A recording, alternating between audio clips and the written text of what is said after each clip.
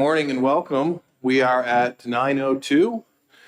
Happy New Year. It's good to be back. I see a lot of familiar faces out there. And so we're going to get started. We've got a very busy first half of the session coming up here. I apologize in advance if I'm a little rusty, but I promise you things will get going smoother as we roll along. Before we get started, I'd like Senator Avard to lead us in the Pledge of Allegiance. I pledge allegiance to the flag of the United States of America, and to the republic which stands one nation under God, indivisible, with liberty and justice for all.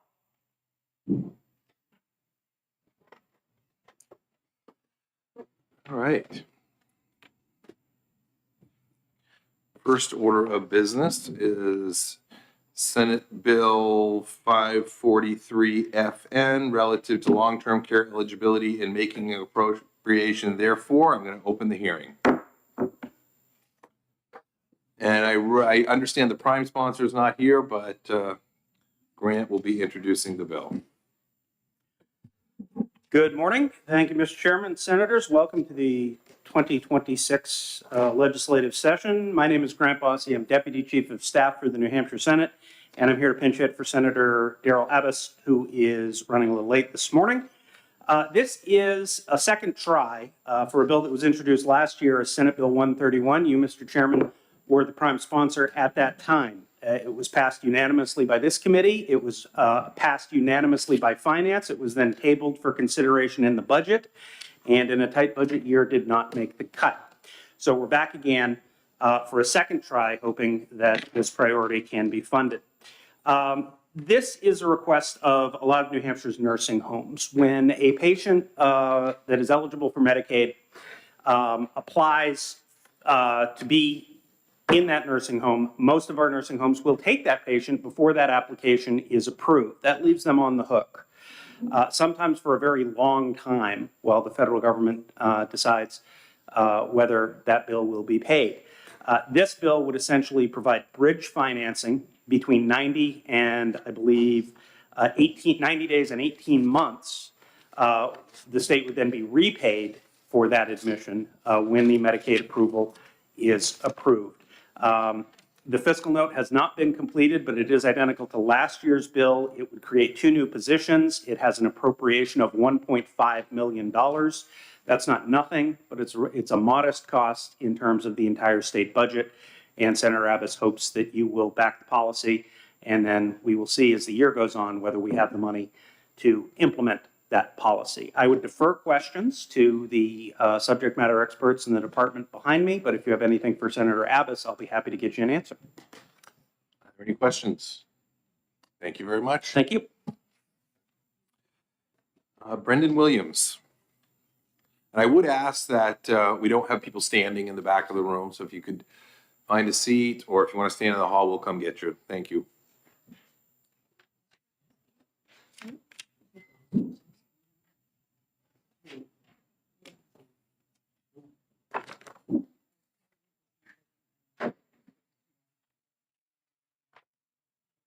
Mr. Chairman, and honorable members of the committee. Oh, there we go.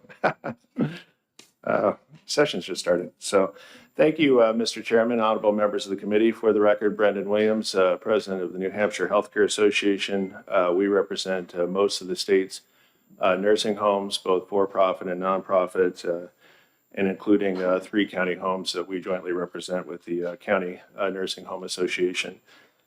Just as we had supported the chairman's bill last year, we still support this concept. We really appreciate the fact that the legislature appropriated funds to address Medicaid pending. So thank you, Senator Birdsell. That was your amendment to the budget, and a contractor has been retained, and we do have faith in that effort that the contractor is competent and will bring personnel to bear on the issue of trying to resolve some of these pending claims. With that said, there would be no greater certainty, obviously, for a nursing home than to receive a provisional payment for a pending Medicaid application. And I itemize for you some of the amounts owed to facilities within your legislative districts. Some of them, as you can see, are quite sizable. I have behind me, although he's not testifying, Chuck Crush, who is the president and CEO of Salem Haven in Senator Abbas's district. His nonprofit facility is owed over $700,000. And when I look in your district, Mr. Chairman, I see the Coos County Nursing Home owed over $700,000. It seems almost inconceivable, knowing that nursing home, that they could be owed that much money. And unfortunately, what we see is because of a quirk in our reimbursement system that I've communicated to Senate Finance Committee members. There are some very severe cuts that occurred on January 1st, 2 nursing homes, notwithstanding a great effort by the fiscal committee and others to provide mitigating funds. And so those 2 things kind of marry up, unfortunately, to where facilities are experiencing a lot of financial distress. And so I think at a minimum, if we could at least get this policy on the books, $1.5 million isn't going to be enough. We know that. But ultimately, the idea of it would be that there would be a revolving fund. And in a sense, the state would never really be out of money because it would pay towards the pending applications. And then upon approval, the federal match would come in and it would replenish the fund. And in the very unlikely instance where a application was denied, and that does not happen very often, the provider would remit to the fund any monies that were paid to it provisionally. So I think it would be a good policy to get into statute and kind of a precedent, actually, that others would be pretty envious of, I think, around the country. But with that said, since we have had this bill before you before, I'm not going to belabor it any further. I thank you very much for giving it a hearing, and thank you for your time. If you have any questions of me, I'd be happy to take them. Great, thank you very much. Any questions of the committee? Thank you very much. Thank you, Mr. Chairman. We're going to call DHHS. I think we got Melissa Hardy here. Oh, and Henry's here, yes.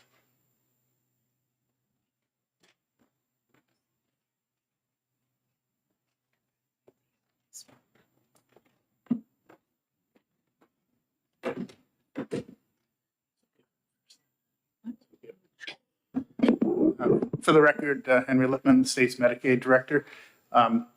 This legislation from last session, which is, I think, identical in front of you, is something that we worked extensively with the New Hampshire Healthcare Association. Our chief legal officer worked with it. We had many meetings to sort of work out a structure. I think the 2 key things that are built into the bill to make it work is there are a lot of dollars potentially involved here. You do need some administration of it, which the bill still contains 2 positions to administer the program. I think as Brendan Williams spoke to, $1.5 million would not make a very big dent in it. But the concept of sort of being a revolving fund is we agree with the language up front talking about there being a contract. Sorry. With a contract in place to secure the state's position. There are in the greater environment facilities that do, for example, Genesis, the large national company, had filed for bankruptcy, so the state needs to be careful about expecting the revolving to work. So that I think is an important part of the bill. So we're supportive of it. I think the issue is, the amount of money that's available to meaningfully make a difference. Good morning. Thank you. I'm Melissa Hardy. I'm the Division Director for Long-Term Supports and Services at the department. I support what Henry just said. I think we worked very hand in hand with the nursing facilities and Brendan at the Healthcare Association to come up with this, solution as we work with our Making Eligibility Easier platform, trying to, address the backlog of Medicaid applications. So it goes hand in hand with what we're doing at the department. to get eligibility applications completed timely. Thank you. Are there any questions of the committee? Senator Bertzel. So I just have a question. I'm not seeing it here, but my understanding is there's two positions in here. Yes, I think that's at the section 4, line 12. Or is it 13? Which page? On page 2, Oh. line 12. Okay, here we go. Yep.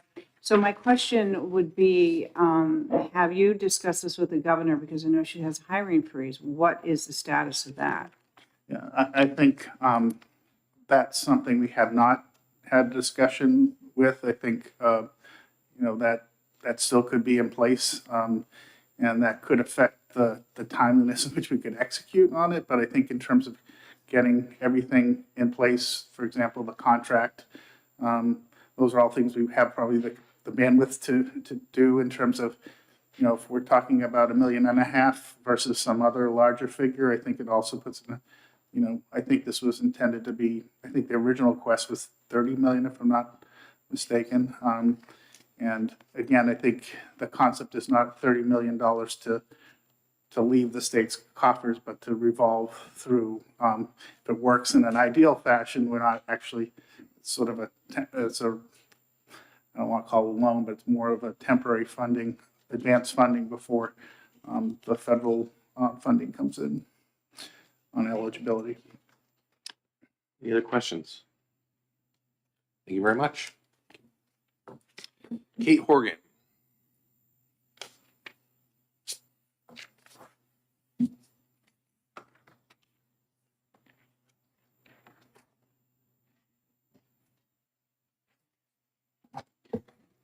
Good morning, Mr. Chair and members of the committee. My name is Kate Horgan. I'm here on behalf of the New Hampshire Association of Counties. I will be extremely brief because Brendan and the department also covered everything that I was going to say, except for on page 2, line 7, you will see that there's protections for the counties that they will not be responsible for these funds, for providing these funds, and it ensures that the cap remains in place.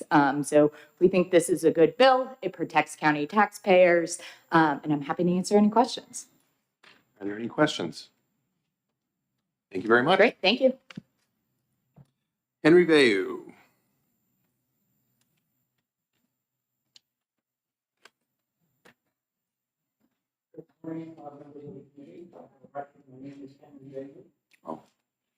Good morning, members of the committee. For the record, my name is Henry Vayu, and I'm here this morning not lobbying for Crotched Mountain Foundation, but I'm a board member of Crotched Mountain Foundation. And if you want to do some housekeeping, if you turn to page 2 of the bill, line 9 refers to Crotched Mountain Rehab Center. We shut that down years ago. It's no longer in operation.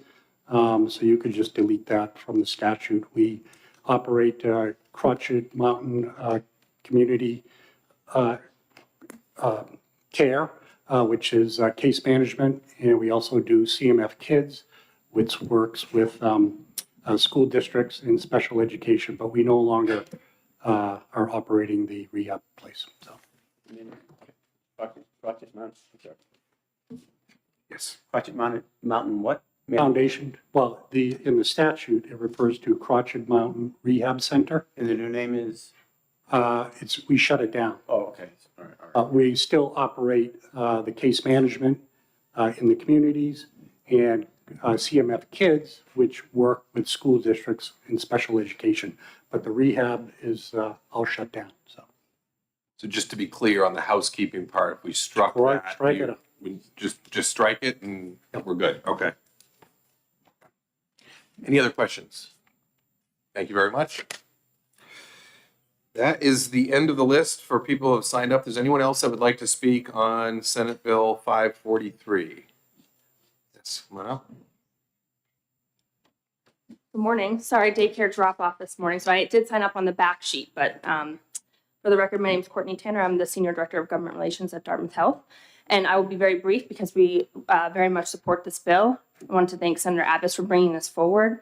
I just want to remind the committee that on any given day at Dartmouth Hitchcock Medical Center, we have between 50 and 80 patients that are stuck at the medical center that are clinically ready for discharge, and we can't help them to transition from acute care, which is hospital level care, to the community.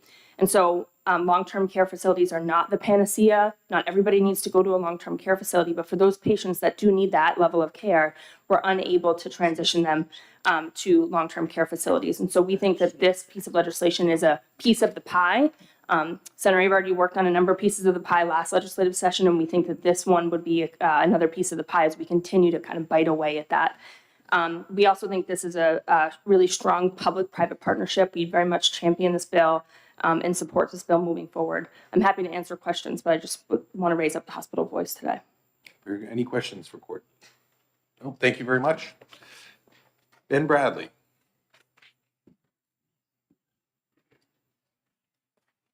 Morning, Mr. Chairman. For the record, Ben Bradley with the New Hampshire Hospital Association. We represent all 26 of the state's New Hampshire hospitals, as well as 5 specialty hospitals in the state. I just wanted to provide some broader context to the numbers that Courtney provided as well. Last June, we did a report and found 80 patients on any given day were medically cleared for discharge, but facing various barriers to discharge. So not just determinations for long-term care Medicaid, but others like guardianship, which you worked on, Senator Avard. Of those 80 patients, 36 at the time were awaiting Medicaid determinations, which is about 45% of the total 80 number of patients. Today, actually just yesterday, we looked, and the number of patients who are medically cleared in hospitals across New Hampshire has grown. It is now at 147 patients who are medically cleared for discharge, but facing various barriers to discharge. We are hopeful that the contracts that have been recently approved by Governor and Council will help with that number, guardians and the like. However, if you calculate that same 45% of the 147, that means approximately 66 patients are now facing that barrier of a long-term care Medicaid determination, which inhibits their ability to move, in many cases, to a long-term care facility. So they wait in the hospital. There's a way that we calculate in healthcare a number of unnecessary days that you're in a hospital. And so what we did in our previous report was we looked at how many unnecessary days, the median number of unnecessary days for each of those patients. And that gives you a sense of the length of time that they're waiting for that determination. And so in our previous report, it amounted to a median of 64 unnecessary days for each of those patients. So that means for over 2 months, those patients are waiting for a long-term care Medicaid determination.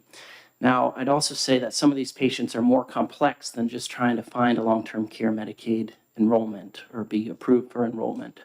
And so it's not just the long-term care Medicaid determinations, it may be guardianship, as we pointed out before, maybe that they need a specialized bed or specialized treatment at that long-term care facility or a relationship with a facility that can provide dialysis or other means for those people to live well in an appropriate setting and for us to find a safe disposition for their discharge from the hospital.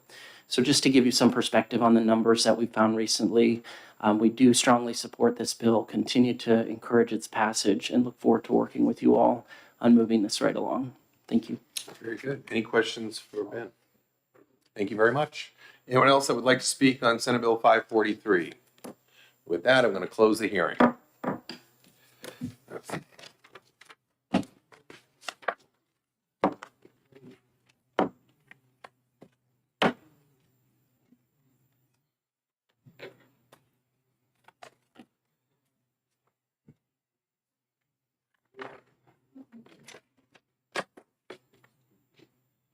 All right, up next is Senate Bill 610. I'm going to open the hearing on Senate Bill 610 relative to long-term care insurance standards, form approvals, and public hearing procedures.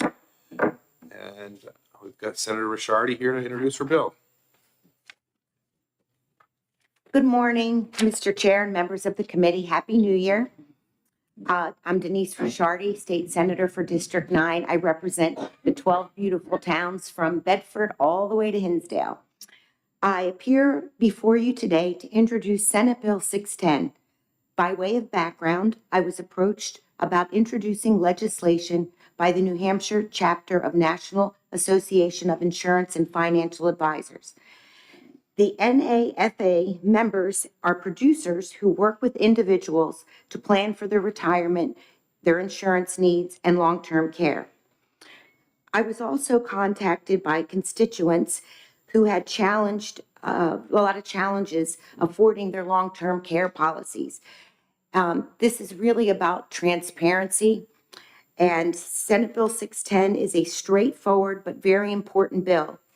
At its core, it's about modernizing New Hampshire's long-term care insurance laws to reflect today's realities, while preserving strong consumer protections and regulatory accountability. Long-term care insurance provides coverage for costs associated with services which are typically not covered by regular health insurance or Medicare. Individuals typically purchase coverage and they pay premiums well in advance of the need for services as part of their retirement planning. These policies help pay for costs associated with care, which in turn help preserve their assets and avoid the need to enroll in programs like Medicaid to pay for their care. Long-term care insurance is a difficult and highly regulated market.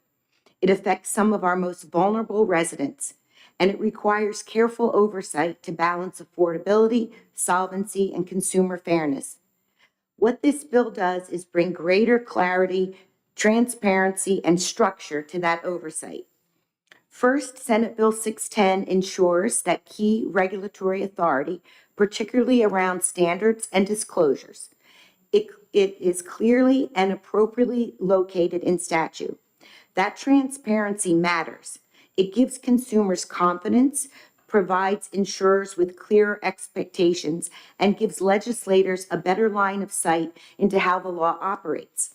Secondly, the bill reinforces core consumer protections.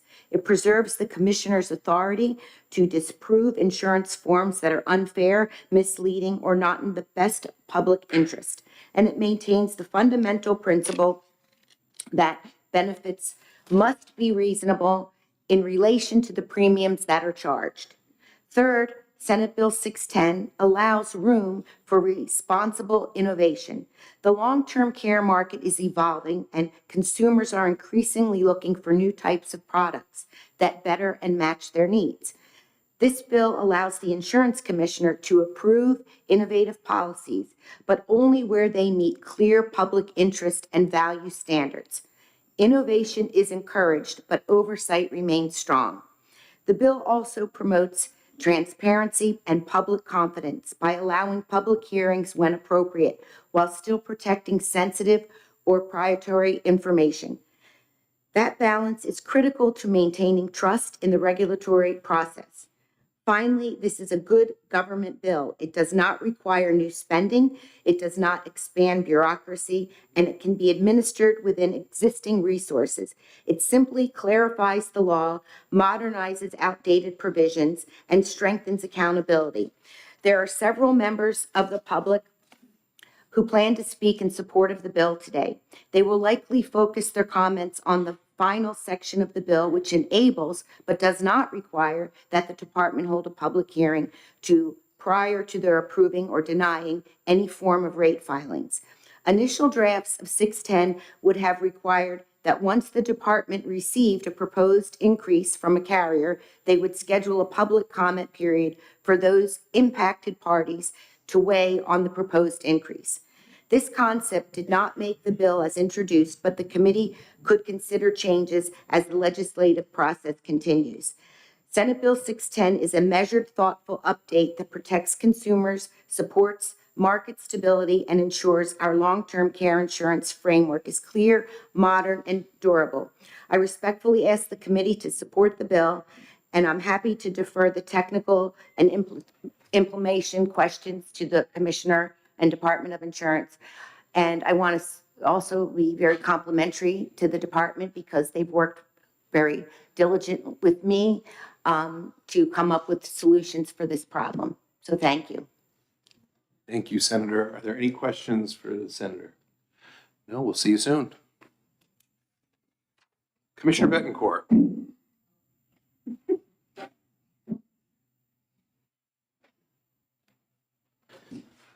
Good morning, Mr. Chairman, members of the committee. Nice to see you all again. It's good to be back. DJ Bettencourt, I have the pleasure of serving as the Commissioner of the New Hampshire Insurance Department. I'm joined here at the table by Roni Karnas, who is the department's General Counsel. Roni has been unbelievably helpful and instrumental in bringing together the finer points of the proposal that you see here this morning. I want to start by thanking Senator Ricciardi for her leadership and initiative and partnership on a topic that has been of great concern to the department and consumers across New Hampshire for quite some time. The proposal before you, we believe, represents a measured, thoughtful update to New Hampshire's long-term care insurance framework. The proposal reflects lessons that have been learned over the past several decades by regulators, by insurance carriers, and by consumers alike. And it is grounded in market realism, consumer protection, and regulatory restraint. To understand this proposal and the larger discussion around it, I think it's important to briefly share with you how we got here today, how the long-term care insurance market got to where it is today. So the modern long-term care insurance market was built and was very prominent in the 1980s and 1990s. It was a period of time when interest rates were high, longevity assumptions were lower, lapse rates assumptions were a major issue, and because those assumptions were flawed, and as those who purchased the product in the 80s and 90s are now coming of age where they need to access the coverage under their policy, the assumptions and the faulty assumptions that were made have now blown open this significant challenge. So as I was saying, many of the early products were priced with overly optimistic assumptions or assumptions that were inaccurate. And I want to be clear that it was not due to any bad faith. It was simply that the data for this type of insurance product did not yet exist.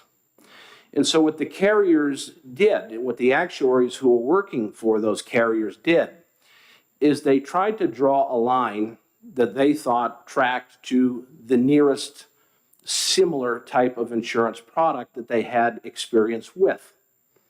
And so in this case, those assumptions were based on how consumers access and ultimately treat their life insurance policies. And so what I mean by lapse rates is what we typically find with consumers with their life insurance coverage is they'll purchase it hopefully earlier in their life, but sometime as they're approaching middle age. And they'll have it. Obviously, we hope their beneficiaries never need it. We obviously hope they live nice, long, happy, healthy lives. But as they get older and as their family, their children grow, they step into their own professional lives, they get financially secure in and of themselves, they've got a better understanding of what their retirement assets are going to look like, they will reach the point where they'll let their life insurance policy lapse because they simply don't need it anymore. The individual knows that their spouse, if there is a spouse, is going to be okay if they should pass. Again, their children will be okay, financially set. So as they're downsizing their obligations, their financial obligations, because they're on fixed incomes, they'll reach a point at which they'll let their life insurance policy lapse. And that was the assumption that a lot of carriers made in the 80s and 90s with regard to long-term care. Trouble is, the experience played out the exact opposite of how consumers treat their life insurance policy. The older people got, the more tightly they hung on to their long-term care policy because in their mind, they started seeing coming a little bit closer and closer each day the potential that they may need to access that benefit. They may need that coverage. So the lapse rates assumptions were wildly off. In fact, diametrically opposed to how they thought consumers would treat these products. And so there was mispricing, there were bad assumptions made.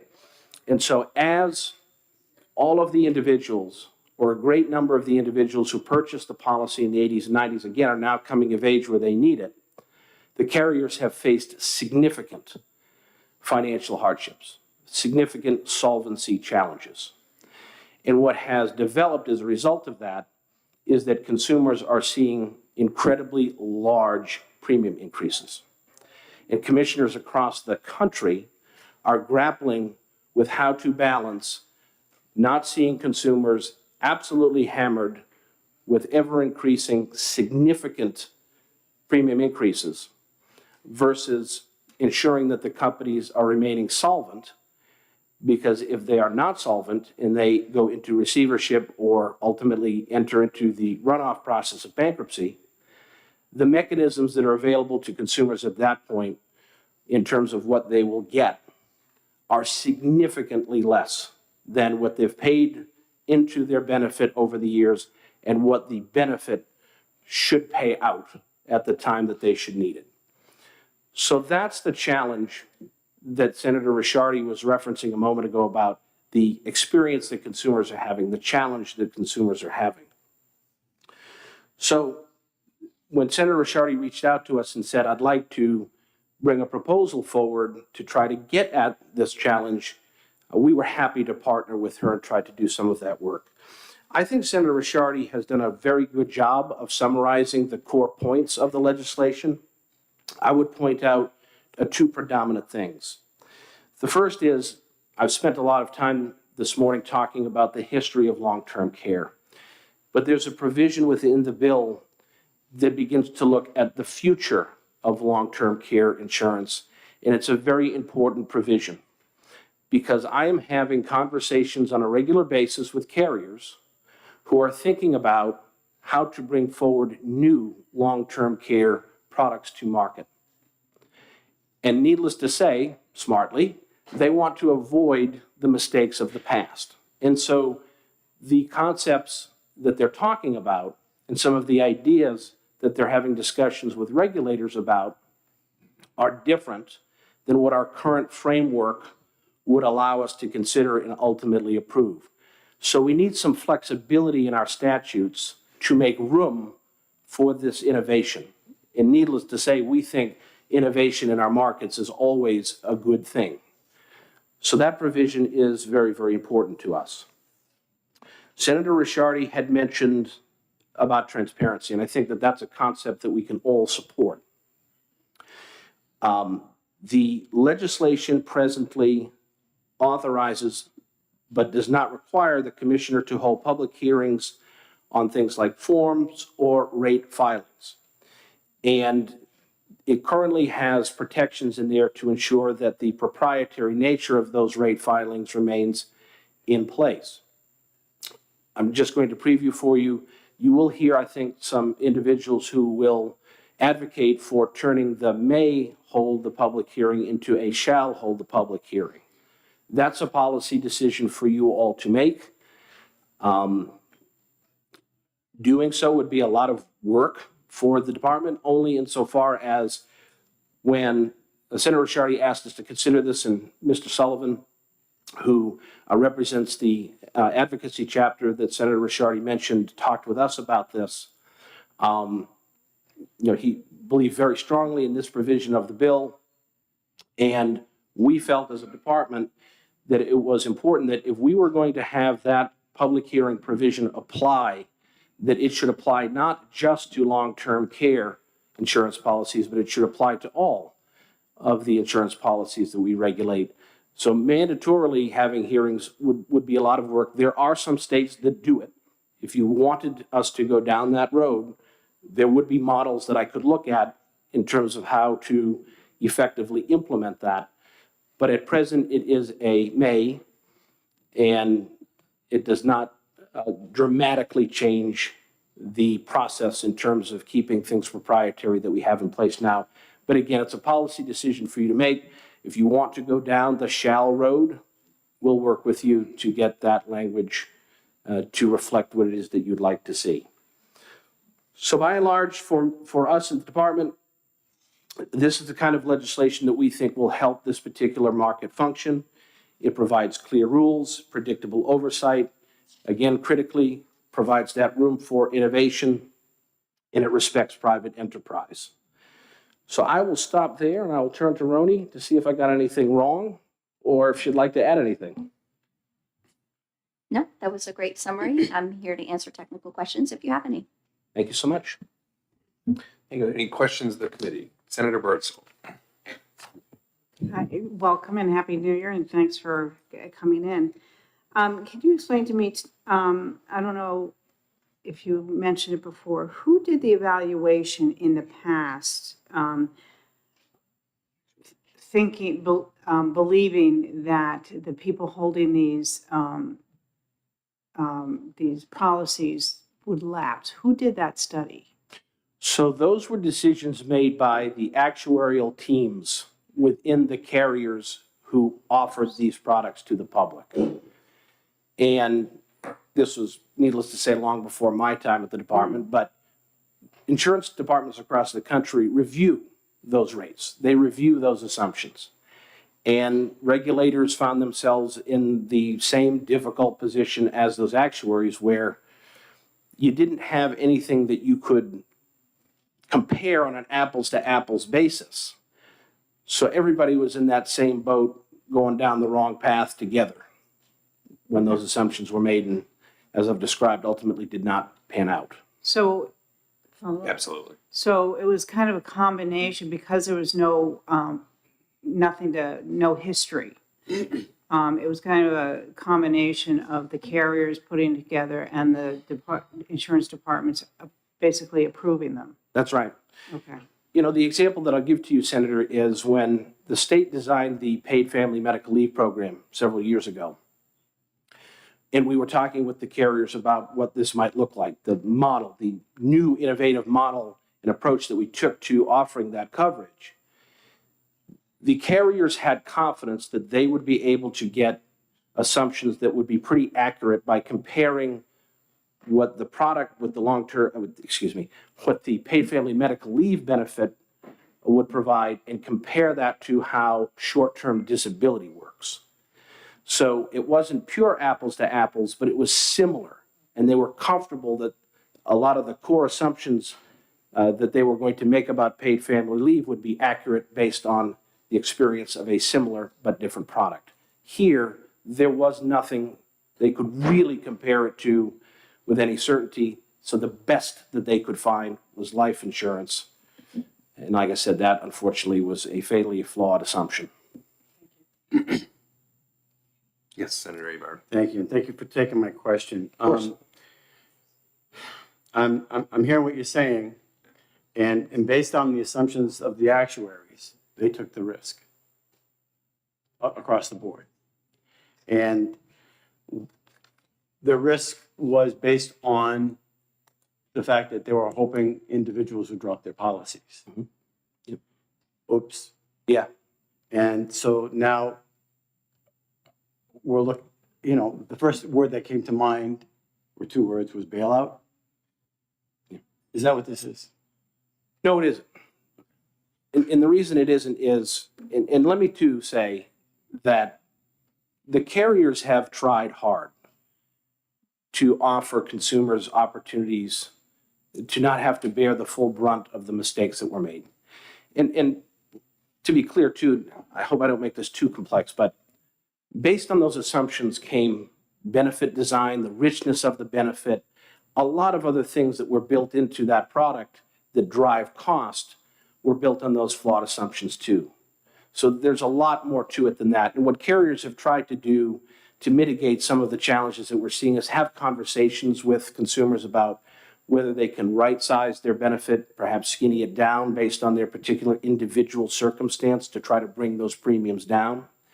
A lot of the policies are of such a richness that they just don't need it to be quite so rich in terms of the types of facilities that they're looking at. But no, I don't believe it is a bailout at all, Senator. I wouldn't support it if it were a bailout. And as I said, this is a conversation and at times a debate that is taking place at the National Association of Insurance Commissioners level with all of the commissioners across the country. And there are two camps on the poles of the argument. One is, hey, the carriers made the assumption, they're going to have to live with that. They made their bed, they can lie in it. We're not going to approve any rate. That's one pole. The other pole is, well, this happens and it's unfortunate, but we've got to give the rate, because if we don't give the rate, the companies will go into bankruptcy, which triggers the guarantee fund process, which pays out to the consumer, as I said, nickels and dimes on the dollar of what they paid in and what the benefit should pay out. So letting the company simply go insolvent is not in the best interest of the consumer in terms of getting the benefits of the coverage that they've had for so long and paid into for so long, the premiums, of course. So what we're trying to do here is to chart a middle ground. We're trying to find a pathway in between those two poles that is fair to the consumer, that protects the consumer, but also simply does not say that the answer to this is simply to let all of the carriers go bankrupt, because that's not, as I've described, a win for the consumer. Well, thank you for your explanation. I appreciate it.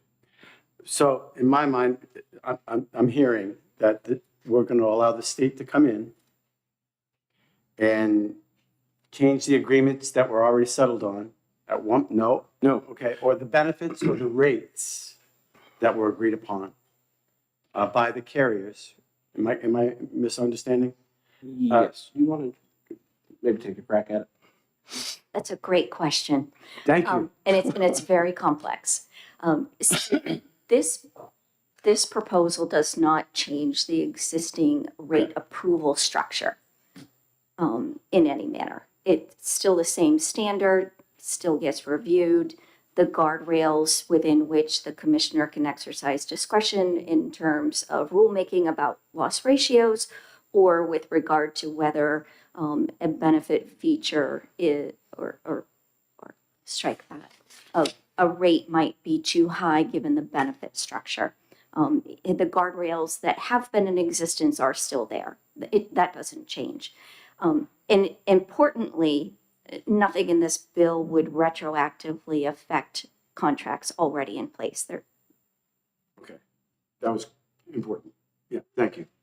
That's why she's our lawyer, Senator. And I would just add to that too. You know, you bring up the term bailout, and that was it raised an important point in my mind.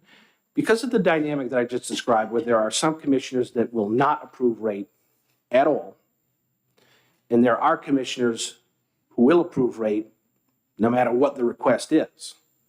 What my fear is that a dynamic will be created where a large national long-term care insurance carrier is essentially being subsidized by the states that always approve rate to pay for the states that have not approved any. And what this proposal seeks to do is to make sure that we are putting New Hampshire consumers first, that we're going to review the rate increases and the requests based on what is in the best interest of New Hampshire and what the experience for the companies and for consumers here has been. I'm not going to have our consumers subsidizing those commissioners that simply want to say, no way, no how, we're not going to ever give rate. I think they need rate to stay solvent, but I want to make sure that New Hampshire consumers are being considered first and foremost. And I can appreciate that. And going back to that paragraph, Roman numeral 5, I think New Hampshire is in a situation where we do business right in a lot of different ways. And I think we probably are finding ourselves paying for, in the greater picture, states that don't.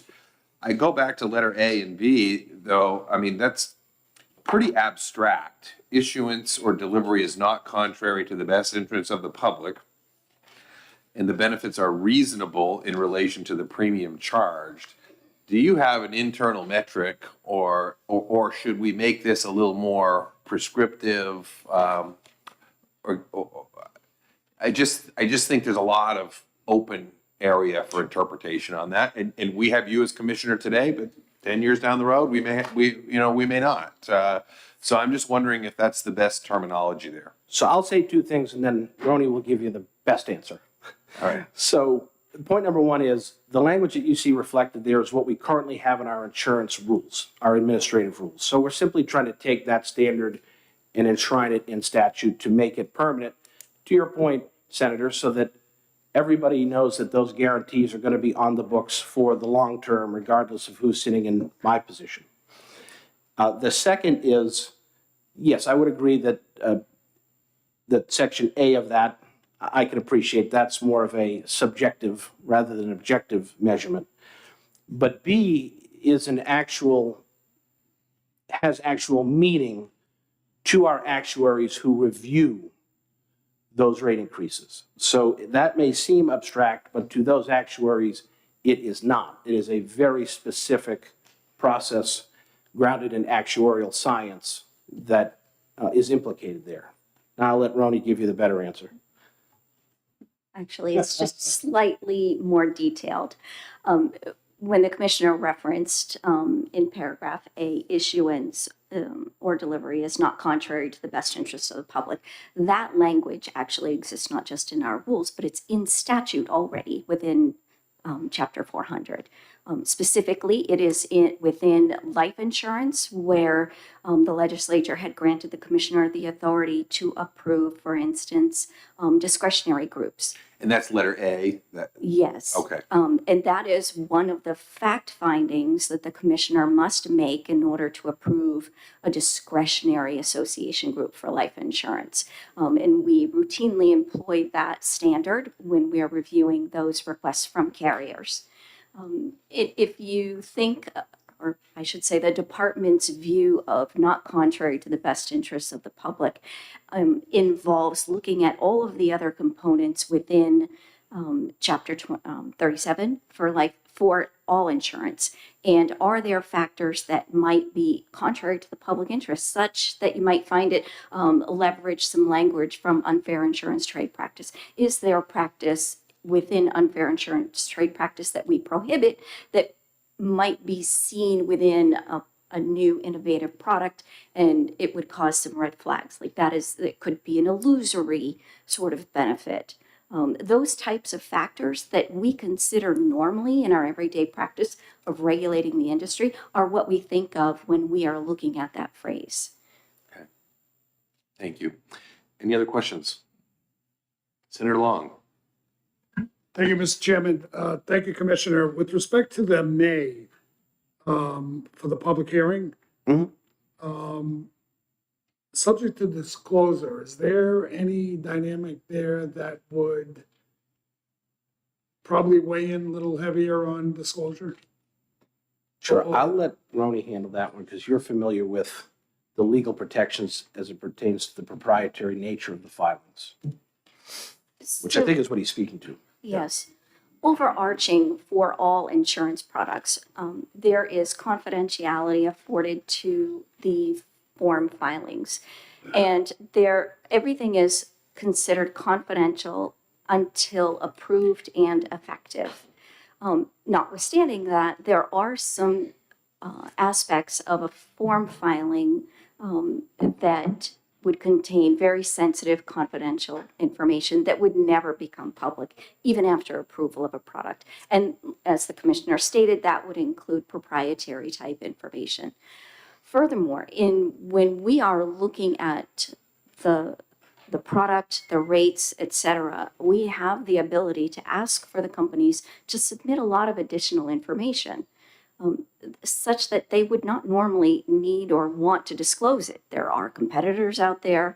It goes straight to the heart of their financial dealings and governance and so forth, that we may want to request to ensure that this, it's a good product and we don't have any concerns for consumers, and to make sure that we're vetting it thoroughly against all of the insurance statute. there could be times if we were to hold a public hearing that some of that information might need to be public, not necessarily all of the proprietary, but like I said, while it is pending review, the statute says that all of this information is confidential. We would need to have some discretion to allow enough information to become public, to have those discussions, to have, as you said, the transparency involved. But we need to be able to strike a balance on still protecting proprietary information and using a good judgment as to what would need to be made public. Thank you. Any questions? Thank you very much. Senator, thank you. You're welcome. Thank you. Hal Sullivan.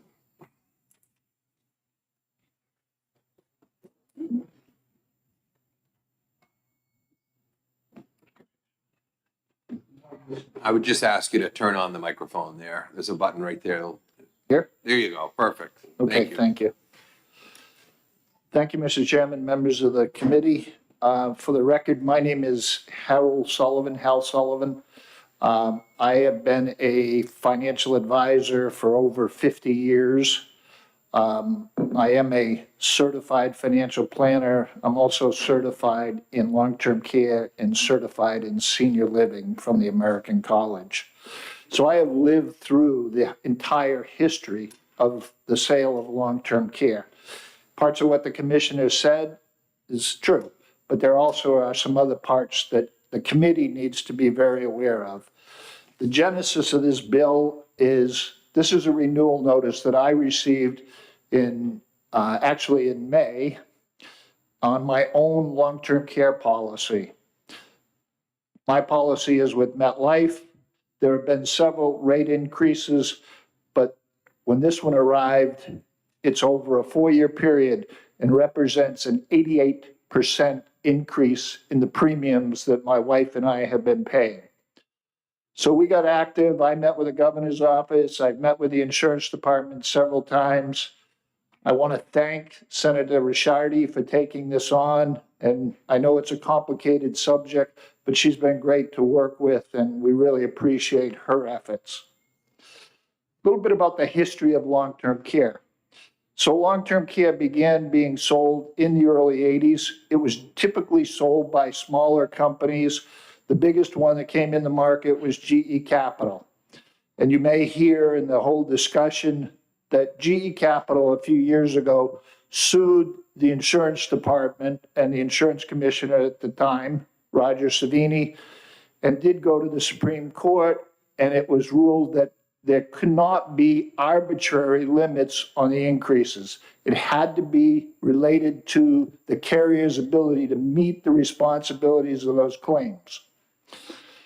There was one company that sued, one company that had severe financial problems. That interpretation is sometimes used by the department when it includes other carriers. So other carriers, the big companies, MetLife, John Hancock, Prudential, Northwestern, New York Life, came into the market late in the 80s into the 90s. It was actively sold.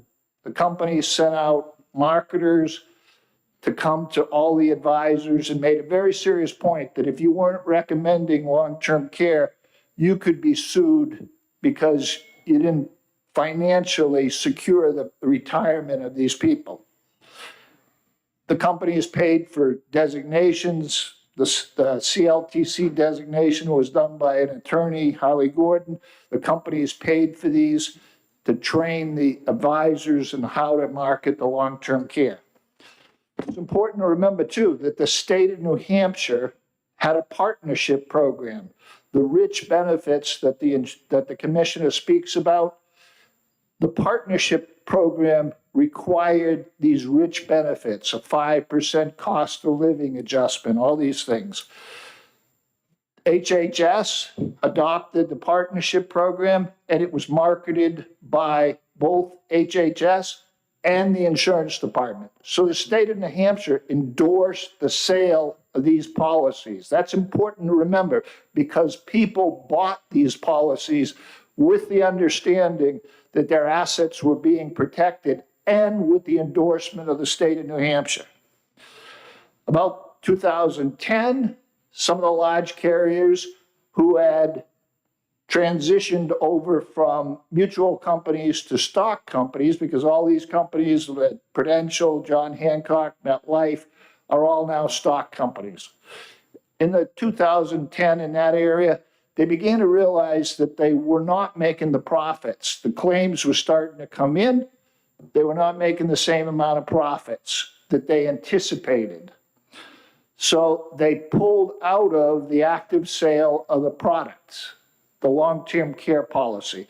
They've come up with alternative designs, which are basically modified life insurance policies or annuity policies. But when they pulled out of these sale of the new products, they stopped the flow of new premiums. And in every type of insurance, the new policies coming on the books with no claims up front are subsidizing some of the policies that are down the line. Okay? So once they stopped the flow of new premiums, they began these rate increases. And the rate increases have been substantial. You're going to hear from a couple of people that these kinds of rate increases have really put a severe strain on them.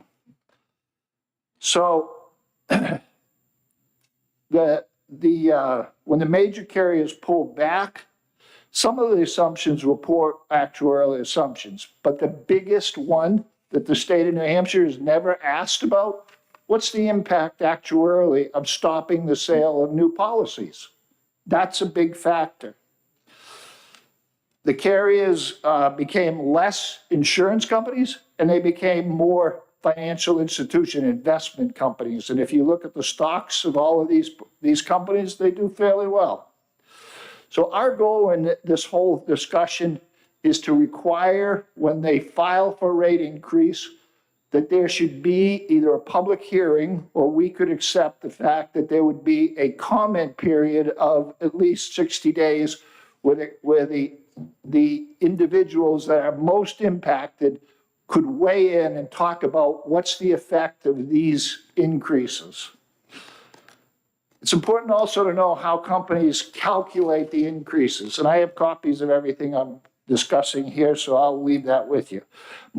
What these companies do is they segregate the blocks of business into small blocks based on when the policy was sold and some of the language in the policy. So my block is now 69 policies. That's what's left in my block of business. You'll see there's a type of policy on the renewal letter. So that block of business, 69 policies, let's say the average premium is $3,000. My wife and I pay $6,000. But if there's 69 policies and you have one claim, the average long-term care cost in New Hampshire is between about $10,500 to $14,000. So let's use $12,000. We have one claim. 69 policies at $3,000 apiece is $207,000. One claim in a year is $144,000. So what the companies did, they come to the state, they say, we have a 70% loss ratio, we need a large increase. The state not only allows them to recap some of that, but they allow a projection of 5 years of what those claims are going to be, okay? So my policy gets an 88% rate increase at this point. Part of the incentive for this is the fact that they do want some of these policies to lapse. They get off the books on these policies, and now they have a limited exposure. There is coverage that's still included, but it's now a limited exposure.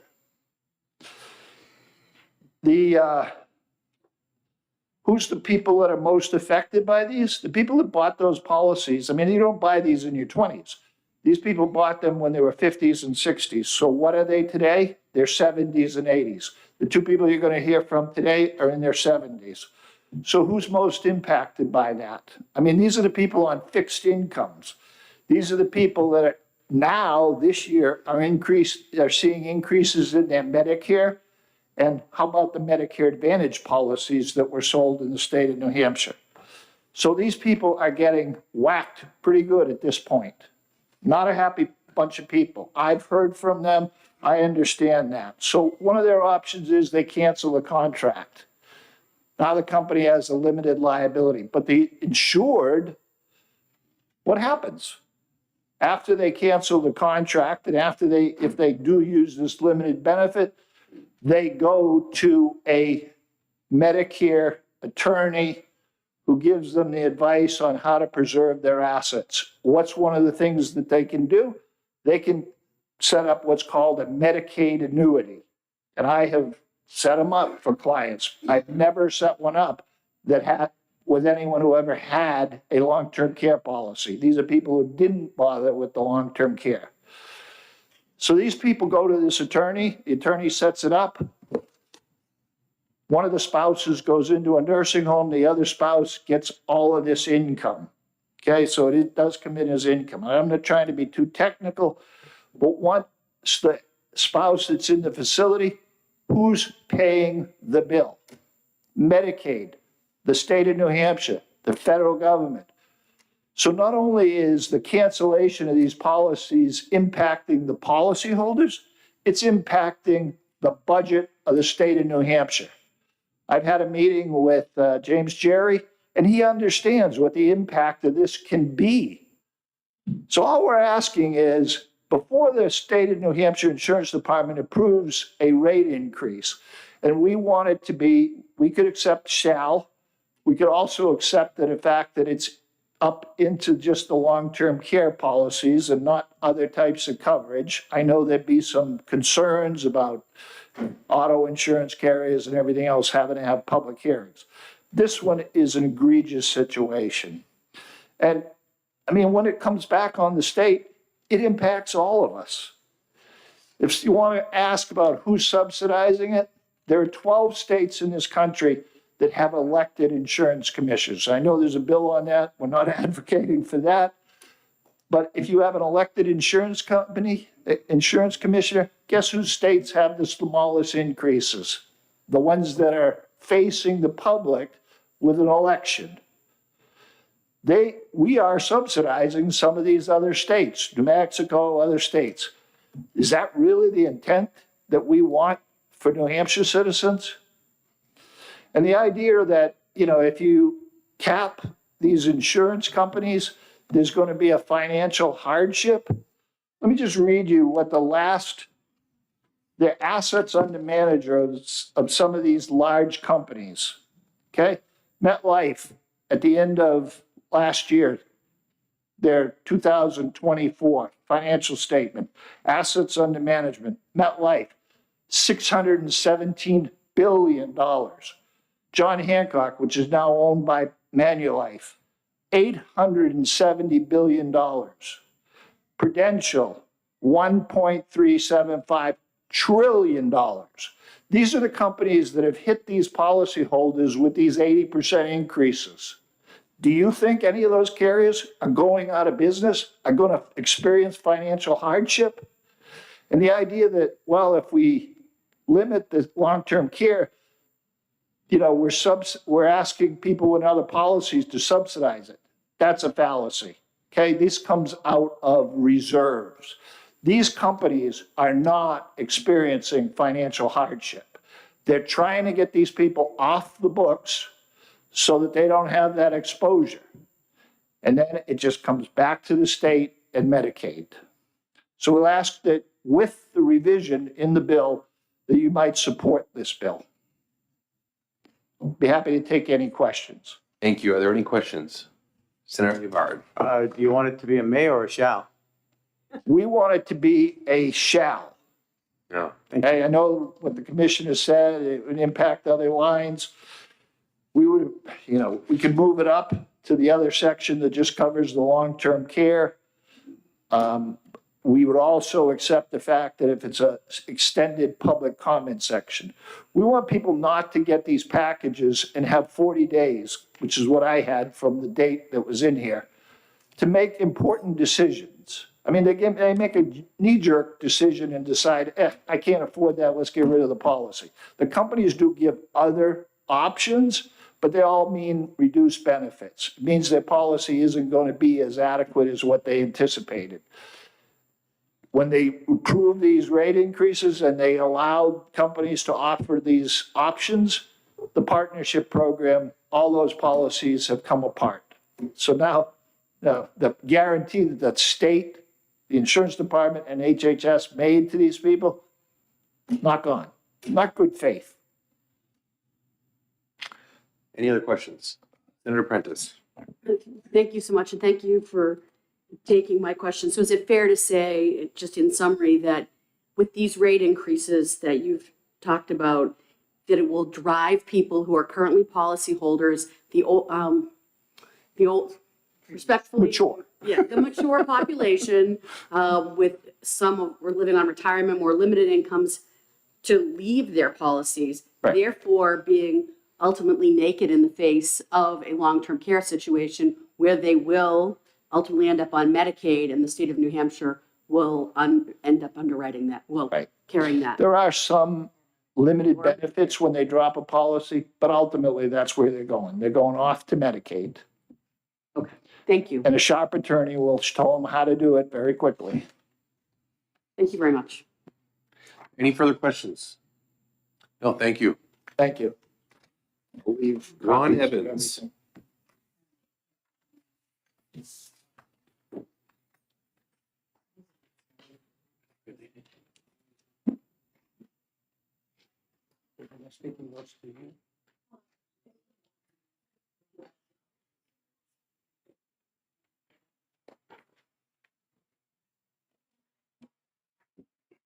Good morning. I'd like to thank the chair and the committee for bearing with me for the next 3.5 minutes. I've timed my comments out for you. First of all, my name is Ron Evans. I am a resident of Manchester, along with my wife Pamela. We've lived in this great state since 1987. I successfully ran a business for 27 years in southern New Hampshire and retired in 2014. Got bored, went back and got my MBA at Southern New Hampshire University, and now I'm an adjunct teaching a graduate course or two every term at the university. In 2001, my wife and I purchased long-term care insurance from Metropolitan Life. The intention at the time, and still is today, to provide a safety net for our care should either of us require assisted living or long-term skilled nursing care, while protecting our assets that we work so hard to build. In 2001, when we purchased the policies, our annual premiums for the two policies combined were $4,324. Over the next 24 years, those annual premiums for the two policies combined have grown to $8,734 per year, or a 102% increase since inception. It is our understanding, as Mr. Sullivan just alluded to, that some insurance companies, including Metropolitan Life, cease selling these long-term care policies in New Hampshire. While certainly not an insurance expert, and I'm not, common sense tells me that shutting off new premium inflows while having concerns about the ability to pay out the benefits is an ineffective business practice and punishes existing policyholders. In addition, these companies and the New Hampshire Insurance Department treat these long-term care policies as a single book of business. Doing so does not consider the full performance of their companies, and the result is that the policyholders could either be forced to cancel their policies or greatly reduce the benefits that they have so willingly paid for over the years. MetLife, as an example, had revenues of approximately $72 billion in the 12 months ending September 2025. And they had net income during that time period of $4.8 billion for the full year of 2024. Now, I don't know how many citizens of the state of New Hampshire will be impacted by this. I will tell you that it has been challenging to get the insurance department to provide actual numbers of people covered by long-term care policies.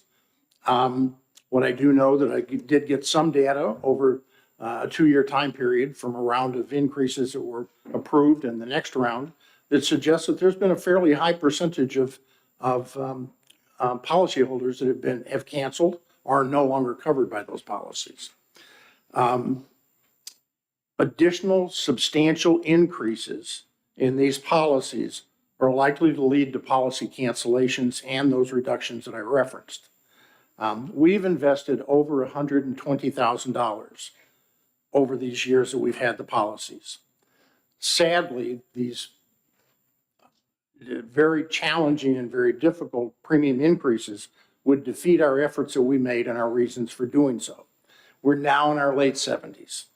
This is neither fair nor is it a good position for any of us, including the policyholders and the state of New Hampshire. From the state's perspective, as has been mentioned, likely it's going to drive some cost to Medicaid and leave elderly citizens who have worked so hard to provide for their futures and for their families and made a plan to do so to fall back on that. I would respectfully request your assistance in collaborating with the insurance department to address these rising increases in long-term care premiums and to ensure that the insurance companies are held accountable and responsible for the policies that they willingly sold. In my opinion, they should also be required to consider their full business, not just the long-term care business. At minimum, before rate increases are announced, the insurance department should be required to hold public hearings with adequate notice to policyholders and to allow those affected policyholders to voice their concerns at hearings. We've earned that. We've paid for that. I want to thank you for your time and your attention to this matter. I'll take any questions you may have. I have a question. Yes, sir. Thank you for your testimony, by the way. So correct me if I'm wrong, because this is what I'm writing down as you're talking, and I'm hoping I'm understanding correctly. So this program that you bought into eliminated new people after they canceled it, making the risk pool, it basically affects the risk pool and it doesn't spread the risk. And basically you're subsidizing the remaining policyholders by your premium increases. It feels that way to me. But does that sound correct? It sounds right to me. So the insurance companies, basically, when they say your policy, the whole idea is that you're spreading the risk amongst a whole bunch of different people. But once you shut that faucet off, that risk pool is no longer being spread. Therefore, those policyholders that are now, they still have their policies and their premiums are affected by that, are continuing to, as that risk pool goes smaller and smaller and smaller, benefits being paid out, you're paying and subsidizing so that the insurance, you're subsidizing basically the bad decisions of the actuaries. I think to Mr. Sullivan's remarks earlier, I'm not sure that we're really subsidizing it. What I think the insurance companies are attempting to do are to either to get us to drop the policies, simply cancel the policies and walk away with whatever arrangements they can make at that time, or to get us to reduce the benefits. I have a benefit-rich policy, I'll be honest with you, in terms of daily amounts that are allowed for long-term care and those sorts of things. But if they can get me to drop that policy or cut those benefits, then it's going to reduce their risk. Their liability. And you paid into it $100 grand or so. That's $120,000 to date. And that just goes away. I have not yet considered dropping my policy. I hope not to. I hope that I hope I never use it.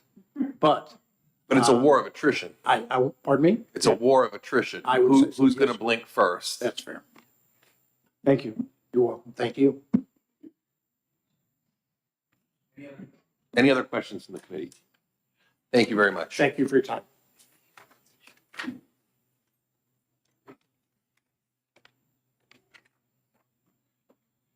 Cary Grant. And I'm not going to make a joke about the name because I'm sure you've heard it your whole life. Can you dance? More than a few times. we've got a county commissioner in Coos County by the name of Tom Brady. The problem is when he campaigns, his signs disappear because people want to say they got a sign from Tom Brady. I have a neighbor who's Austin Healy's. My name is Cary Grant. I live in Manchester. And I'm here today speaking as a consumer, policy holder. I worked for many years as a school psychologist. And in 2003, upon the advice of multiple certified financial planners and legal counsel, purchased long-term care insurance for my wife and I in an attempt to protect or provide for our care in our senior years, hopefully to remain in our home rather than going to a nursing facility, as Mr. Sullivan testified, costs a lot more both for us as consumers, but also the state if we had to then rely on Medicaid funding, and to protect our assets. Unfortunately, our state insurance commission has what I would consider granted our insurance company, John Hancock, exorbitant rate increases over the years that we have had no say in. And that risks our ability to continue to afford at our 78 years of age at this point when we need it. When we purchased our insurance in 2003, our premium was $4,916. These benefits remain the same from that time through to 2016. Our premiums did not increase, our benefits were not reduced. As you've heard, around 2010, insurance companies such as John Hancock discontinued long-term care policies, so that in 2017, we got a letter. Our premiums come due in February. Just received a letter in December. At that time in 2017, they said, we are going to reduce one of your benefits. It reduced our premium by $800, but it reduced our benefits by from 5% down to 2.7%. That's the inflation guard. Then in 2020, our premium increased by $1,100 to $5,208. And our benefit package was reduced from providing benefits for a total of 6 years back down to 4 years. Then in 2023, our premium increased by $1,042 to now $6,250. Our benefits remain the same. Again, an increase in 24 of $792, a 13% increase to $7,000. In 26, it increased $1,408, which I'm expected to pay this February, to now $8,450. Remembering that my original premium, the contract that we signed, was for benefits, cost me $4,916 for very good benefits. My benefits over the years have been reduced. My premiums have gone up. The commission has already granted John Hancock a rate increase for next year, 2027, of $1,691, which will bring the premium for my long-term care insurance up to $10,141, keeping the same benefits that I have now, but it's a far cry from the $4,900 that we thought we contracted for. If we wanted to not buy into that $1,691 premium increase in 2027, we would have to seriously reduce our benefits that we had agreed on before. As granted by this insurance commission from 2017 to 2027, 10 years, our premiums will have increased by $6,040 or 147% from our initial premium.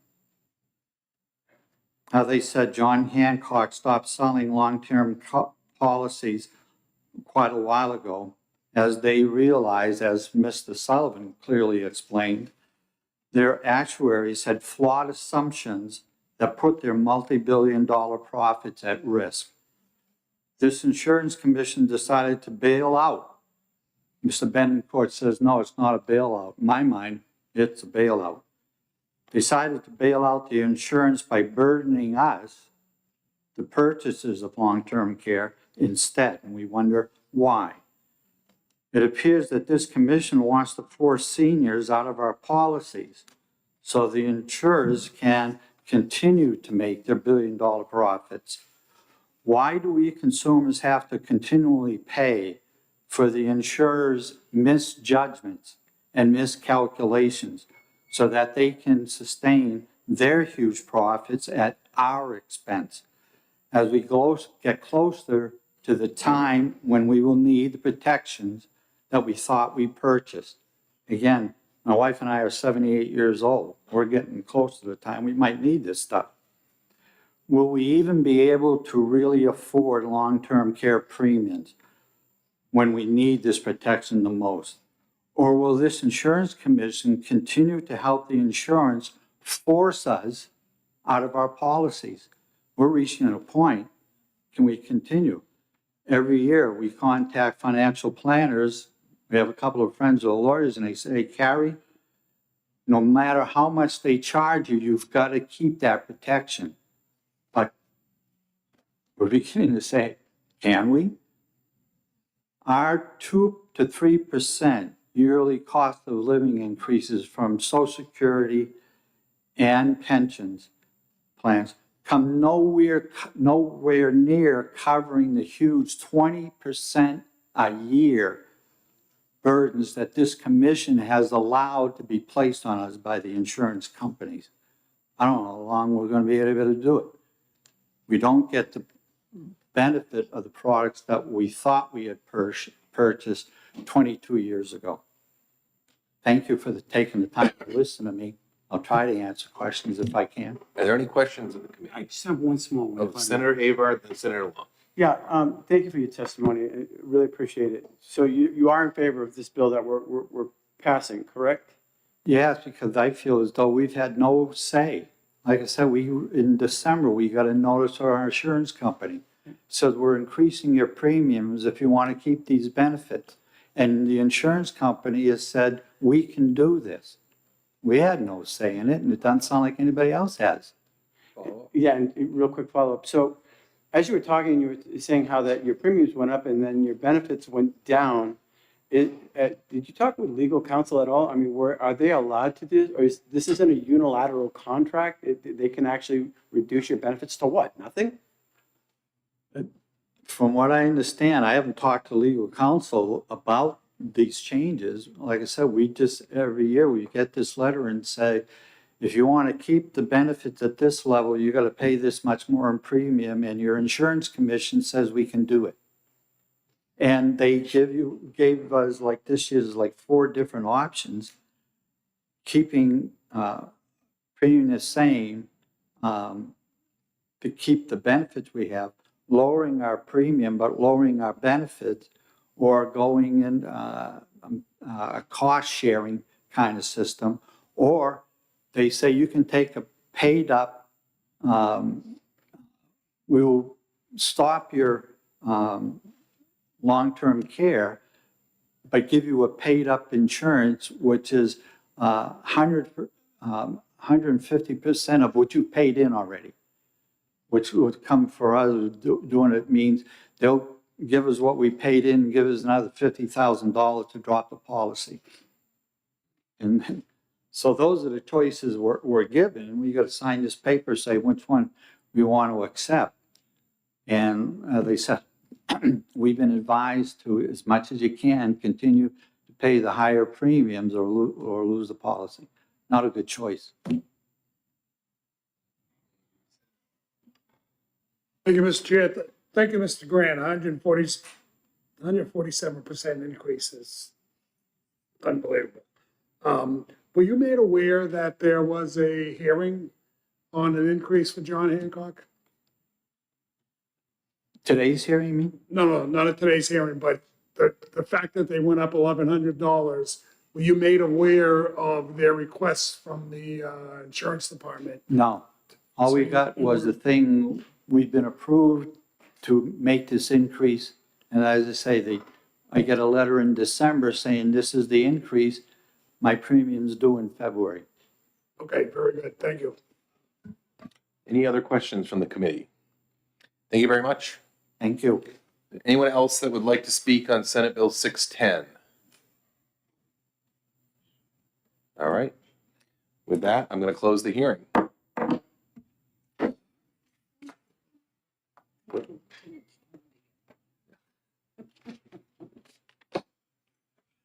And we will move on to Senate Bill 614 shortly here.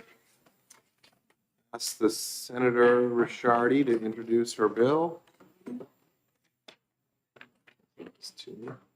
I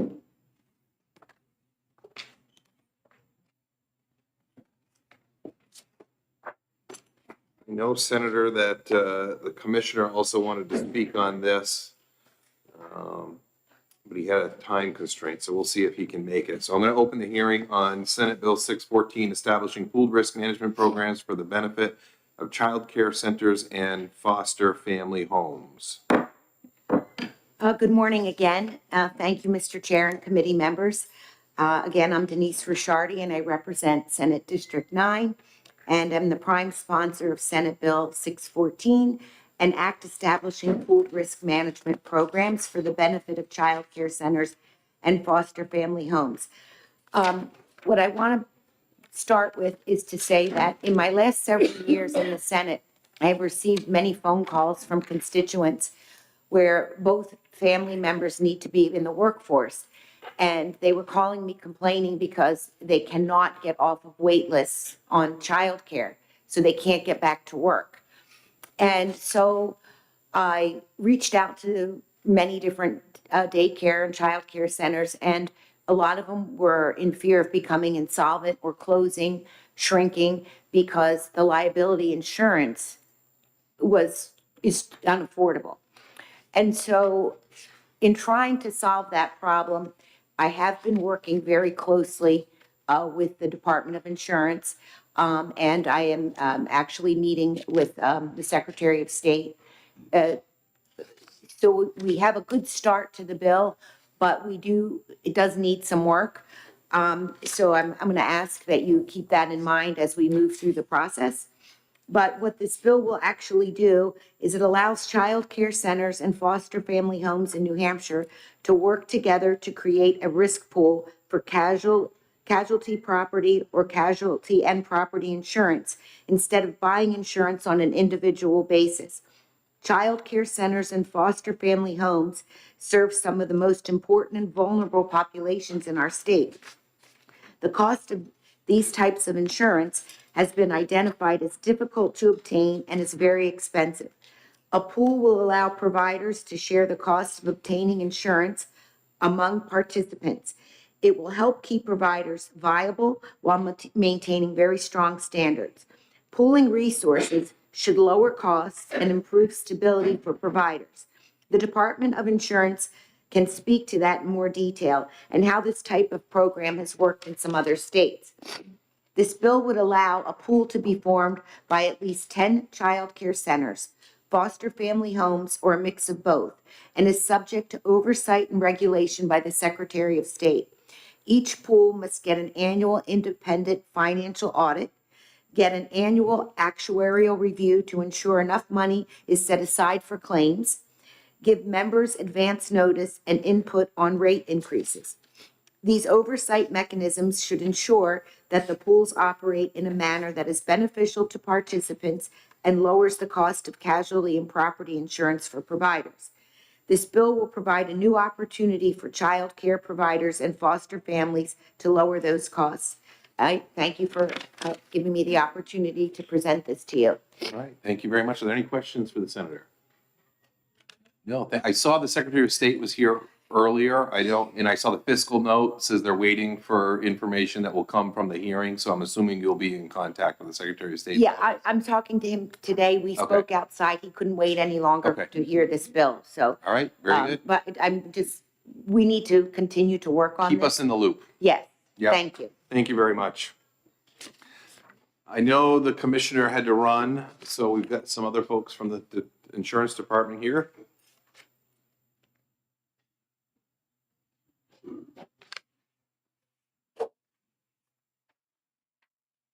Thank you very much. My name is Pete Nye. I'm the Deputy Commissioner of the Insurance Department, and on behalf of Commissioner Betancourt, we want to thank you for being here today, and we'll try to provide a little bit more information relative to the risk pool presentation that the Senator just gave, which is in part, we are dealing with a severe hard market in the insurance realm of liability insurance for our smaller nonprofits, child care facilities, foster care, placement agencies.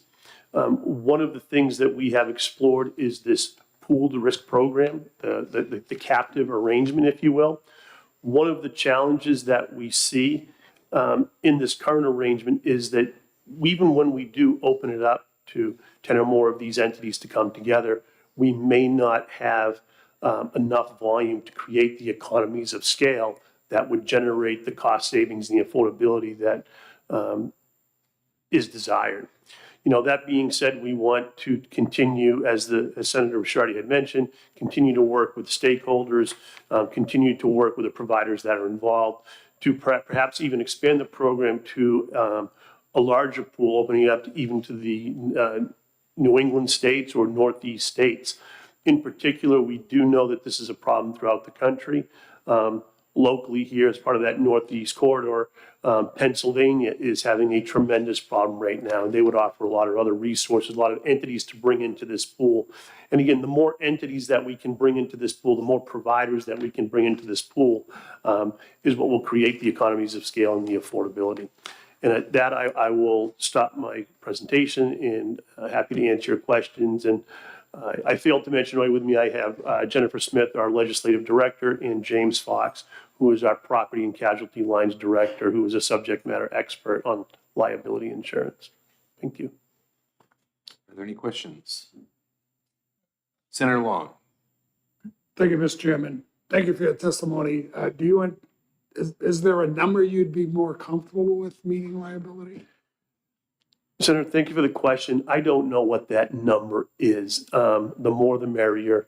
There are other states that have looked into this concept. Texas in particular is one of them. Again, we're just too small, but the number is going to far exceed 10. We're talking, I will speculate, this is my own off the top of my head. You're talking, we need tens, if not hundreds of entities to come together to start creating that value added benefit that we're seeking. Okay, thank you. You're welcome. Any other questions? So maybe it's just leftover gun shyness of risk pools from a year ago.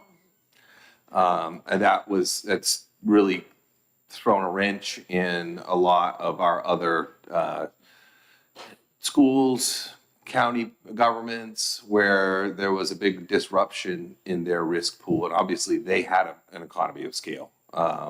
So what assurances are we going to have that if we enacted this, we wouldn't find ourselves in a predicament that we had in the other risk pools that we did a year ago? Yeah, it's really, Senator, going to come down to the financial oversight, and it's always going to come back to the amount of money is being collected as part of the pool. There needs to be that underlying solvency, and that's where that volume comes into play. I do believe this needs, more investigation. It needs more study to kind of figure what that's going to look like. But your concerns are very well founded. And I'm not saying I'm opposed to this, because I know the burdens, I know the struggles that childcare has, and I just, as you probably are still hearing from what happened a year ago, and we're still seeing the ramifications of that. Right. So It's a solution that we do not currently have before us. The fully insured market that's been trying to fill this need for a while has been stretched real thin. It's yet another option that we can explore. Sure. Great. Thank you. Are there any questions? No. Thank you very much. Thank you, Senator. Corinne Benfield.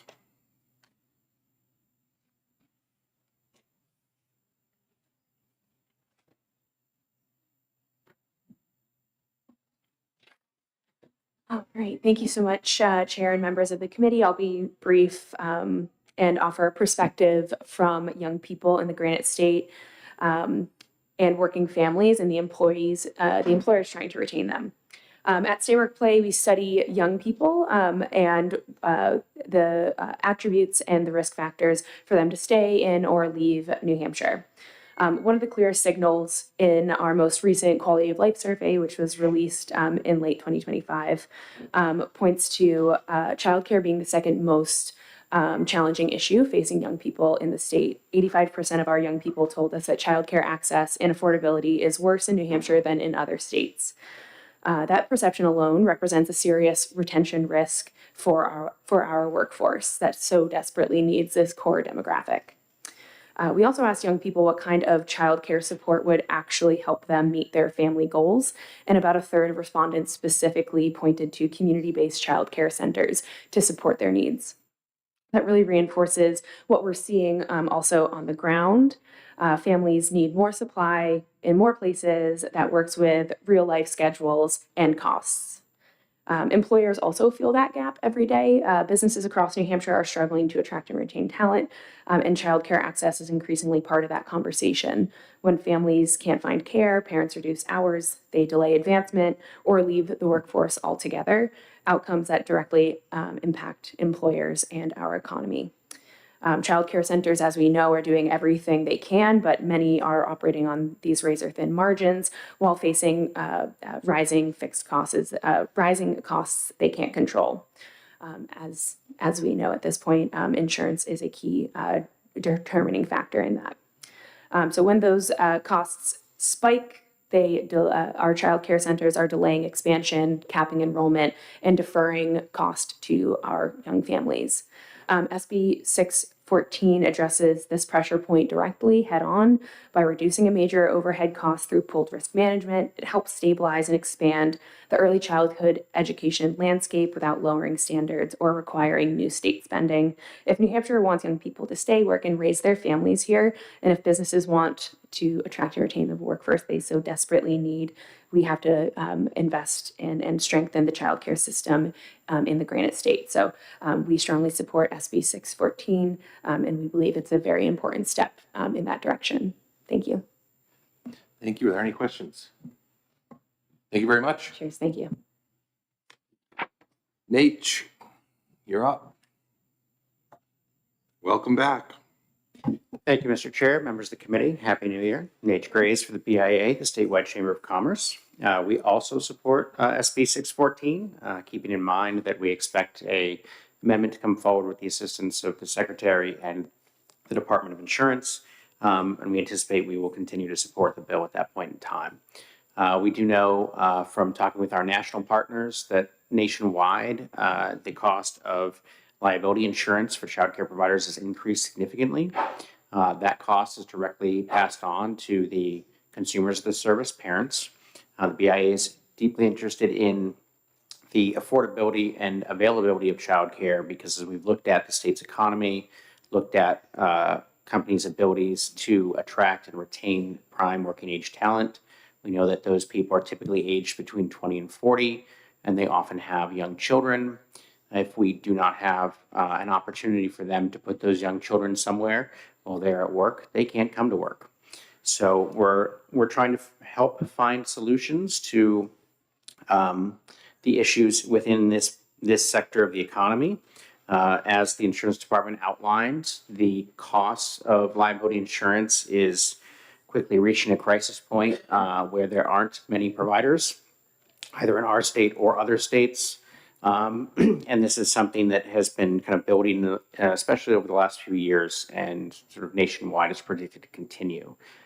So we are looking for new opportunities for childcare providers to obtain liability insurance at an affordable rate, especially one that would be more affordable than they're currently facing with the rapid rise of premium increases. So that is our support for this bill. We're more than happy to continue to work with Senator Ricciardi, the department secretary, and other stakeholders to make sure we come up with a good solution for the state of New Hampshire. Thank you very much. Any questions? Thank you very much. Thank you. Anyone else that would like to speak on Senate Bill 614? Jennifer. Thank you, Mr. Chairman. I just wanted to kind of come and clarify a few points that were left out to the department's prior testimony that we had shared with Senator Ricciardi as we've met with her a couple of times on this bill. So when the senator came to us on this bill to look at the proposal that she was putting forward, the bill talks about a risk pool, as was mentioned, and creating a risk pool to try to help mainly with the liability insurance that these childcare centers are having difficulty in affording right now. And that is not something new to just childcare centers, and they've been experiencing this for quite a long time. But our nonprofits are feeling this. Our foster care system is starting to feel this. A lot of businesses and organizations that do business with the state of New Hampshire to deliver some of our services, they are feeling this crunch on the liability side. It's just becoming very difficult for them to be able to afford this coverage. So that's what the senator came to us, number one, on the risk pool piece too, to try to see, is there a way to pool the risk for these centers to help bring the costs down. So we're happy to look at that piece with her. And the bill itself is slightly modeled off of Texas statute, which does this already. So we've been talking with our counterparts in Texas to see how this has played out for them. They certainly have a bit of a different environment. They certainly have a different population than we do here in New Hampshire. So I think that lends to what Deputy Commissioner Nyam was speaking to in terms of they have more of the volume to support that statute than we do here. And that's why we're trying to do some more work to see, can we possibly break this out to not just New Hampshire, but regionally other states that are also feeling this crunch, to try to bring that cost down on the liability side of things for these centers. And to kind of put it into perspective for you, like what we're hearing from these centers, and some of you have maybe heard this from your constituents or as you're doing business with other, HHS, they're hearing this from some of their partners, is that the coverage is becoming so unaffordable for some of these childcare centers. Say, for instance, if we've met with them, the department has met with them separately many, many times to try to see what we can do to try to help ease the situation for them and finding coverage and making it more affordable. Some of these centers are in a position of, if they have a child, say, outside during playtime, falls off the swing, breaks or twists their arm, instead of filing a claim with their insurance company to deal with that, they are choosing to settle with the family privately and directly rather than file an insurance claim, because they know if they do, that's going to jack up the price of their premium, or they potentially can even lose coverage outright because the market is so hard in this area. So it's the Senator's bill. We are very supportive of her measure. The department is in full support of what she's trying to do here. And we've brought to her our efforts in trying to address some of the high costs of the liability insurance on this side of things too. So I wanted to clarify that because I don't feel like that was fully explained. We're also seeing this. We've been contacted by other state agencies, HHS most recently, on the foster care side of this. Their foster care ISOs are really feeling a crunch on this liability insurance as well. So that's the main coverage that's really causing a problem for a lot of these centers. There certainly are costs across the board that our child care centers are being burdened with right now that's just making their business difficult to operate and for them to sustain and be open. But the insurance component is something that we've been following for several years.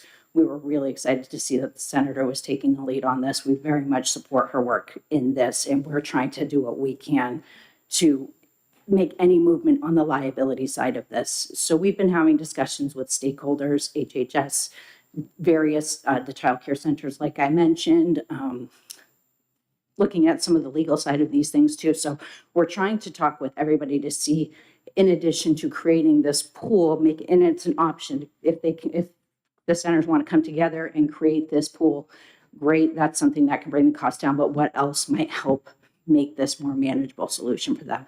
So that's kind of the stakeholder group we're working with Senator Ricciardi right now, to try to see what kind of solution can we bring to bear that's really going to bring the cost of this coverage down for families. Senator Burtson. Thank you, Jennifer, for coming in. What is causing the massively increase in insurance rates for the child care?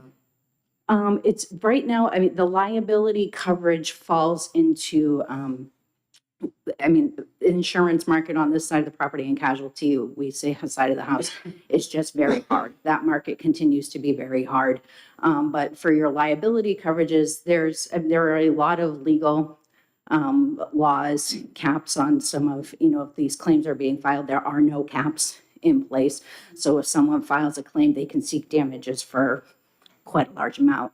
You have these other legal situations like YDC, the Boy Scouts, the Catholic Church, where there is this gross neglect and misconduct, sexual abuse, on a large grand scale. Those kind of situations are really putting pressure on the market because they have to then figure out, are they going to write this risk? The insurance companies, like, are we going to write a policy for a foster care where, we're seeing it in the news just recently, there's, therapists, being arrested for misconduct, unfortunately. So are the carriers going to cover the risk of the staffs at these centers or whatever, possibly, doing misconduct? For these childcare centers, they're really at a disadvantage because your typical stuff is going to happen all the time where kids are kids. They're going to fall off the slide. They're going to fall off the swing. They're running and playing in tag. They trip over, some curbing or something like that, and they have a small injury. My son broke his arm at school. It happens. Like he fell off the monkey bars. So this is not the liability component. It's all getting mixed together with these really atrocious situations, and then these smaller everyday kind of life situations that we know occur. They're all lumped together. So one is definitely putting pressure on the other. So these childcare, where they just want to get coverage for those kind of situations that they know are going to happen. Many of these centers have been, offering care to family and kids for a very long time. They know that's going to happen. It's part of everyday life for kiddos. They can't even get that basic coverage they need because so much of the larger situations are putting pressure on those small situations. So the market is really just having a hard time being able to absorb it. So it might take some legal reforms, putting some caps in place. So that's all stuff that we're trying to kind of consider. Would there be something that it's not going to be like a magic marker that just, fixes the whole problem where we can get it. But are there a few things that we can piece together in addition to, the bill that Senator Ricciardi's put out that can maybe help alleviate some of these pressures to kind of make all of this a little more affordable for these centers? How close are you to getting that? So looking at this fixes one of the problem, but based on what you're saying is this is being fed by a bigger issue. Yep. And you're working with the senator on that bigger issue as well. How far along are you on that process? We have, and the senator has kind of been brought up to speed with this bill. And so she's been willing to work with us as we brought her up to speed. We've been working on this issue for quite some time, the department, in terms of how can we try to alleviate some of the pressure to this liability line of business. So she has been very gracious to let us try to figure that out with her. We're still having conversations with stakeholders. We do need to have a few more to see if we can really thread the needle to get something that's very narrow, very targeted, but might be enough to just, ease some of the pressure that's being felt here. So I don't think we're far off. We would certainly need a couple of more weeks to have some much more detailed conversations with stakeholders. Sure. Thank you. Any other questions? Thank you very much. Thank you. Seeing no other speakers for 6:14, I'm going to close the hearing.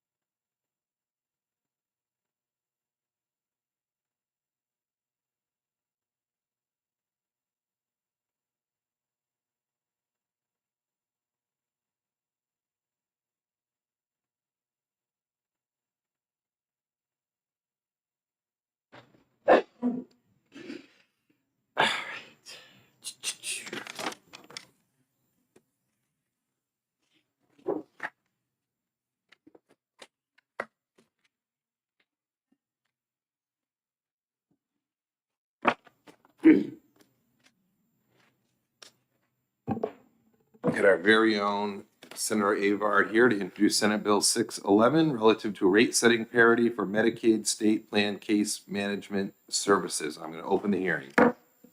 Thank you, Mr.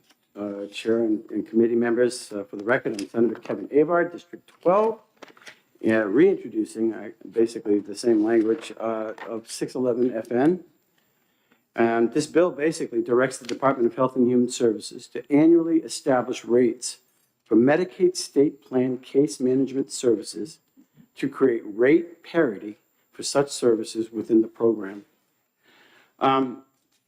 This bill basically attempts to correct the longstanding Medicaid rate disparity by requiring the Department of Health and Human Services to apply a consistent, federally compliant rate-setting methodology to two identical state case management services. Federal law requires the identical services to be reimbursed equally. SB 611 directs the department to implement this requirement, aligning New Hampshire Medicaid policies with federal standards and prior legislative recommendations. This bill addresses the reimbursement for two identical Medicaid state plan case management services. One, mental health case management, and choice for independent case management. Both services currently billed under the same medical billing code, T1016, and are defined identically under federal law.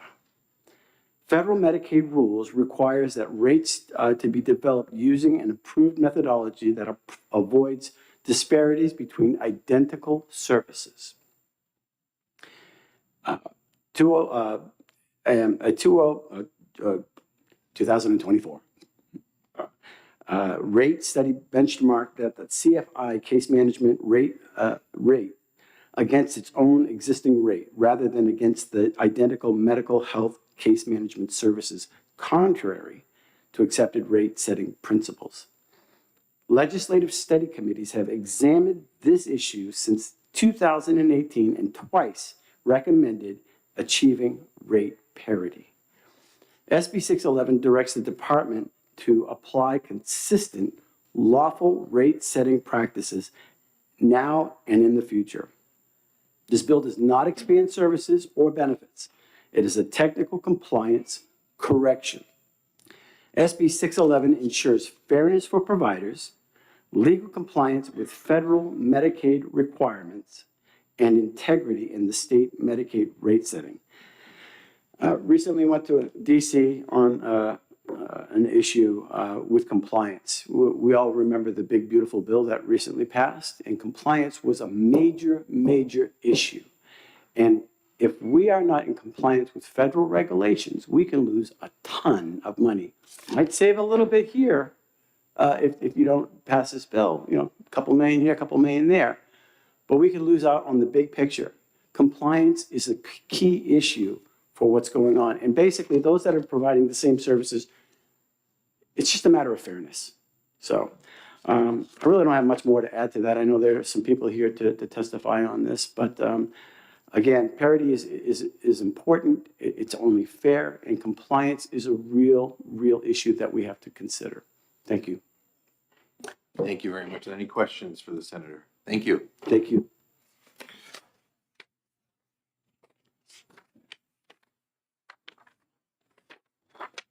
Henry Littman and Melissa Hardy.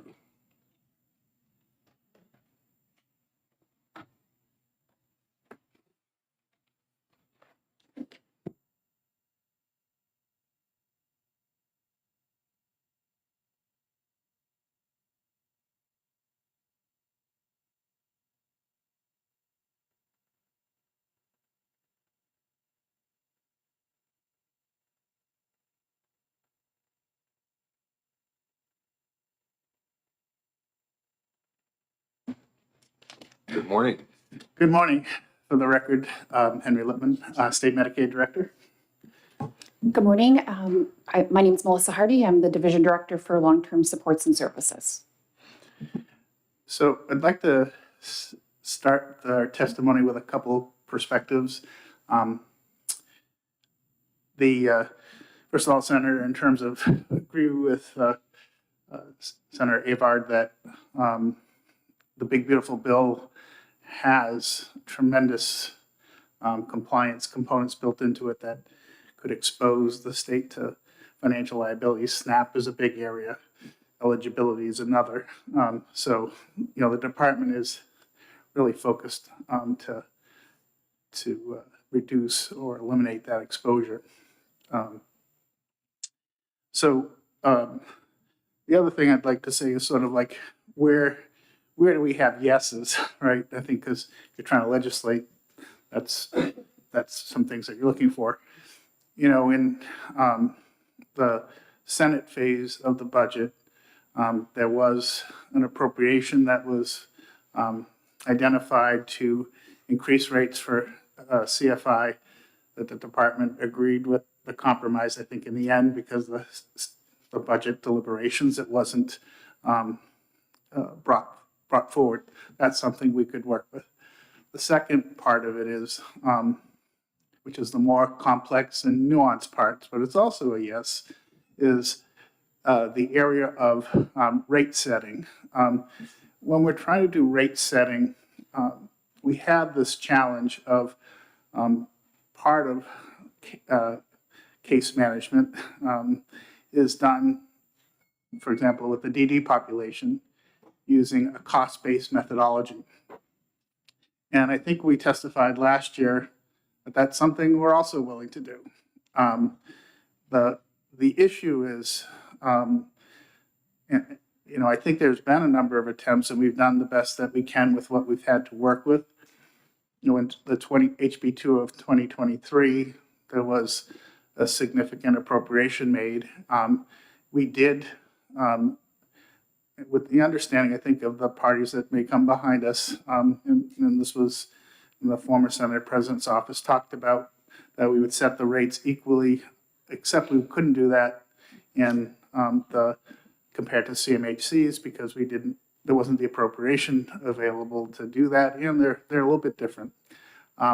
So, you know, where we've had an appropriation to do something, where we've always been willing to do that.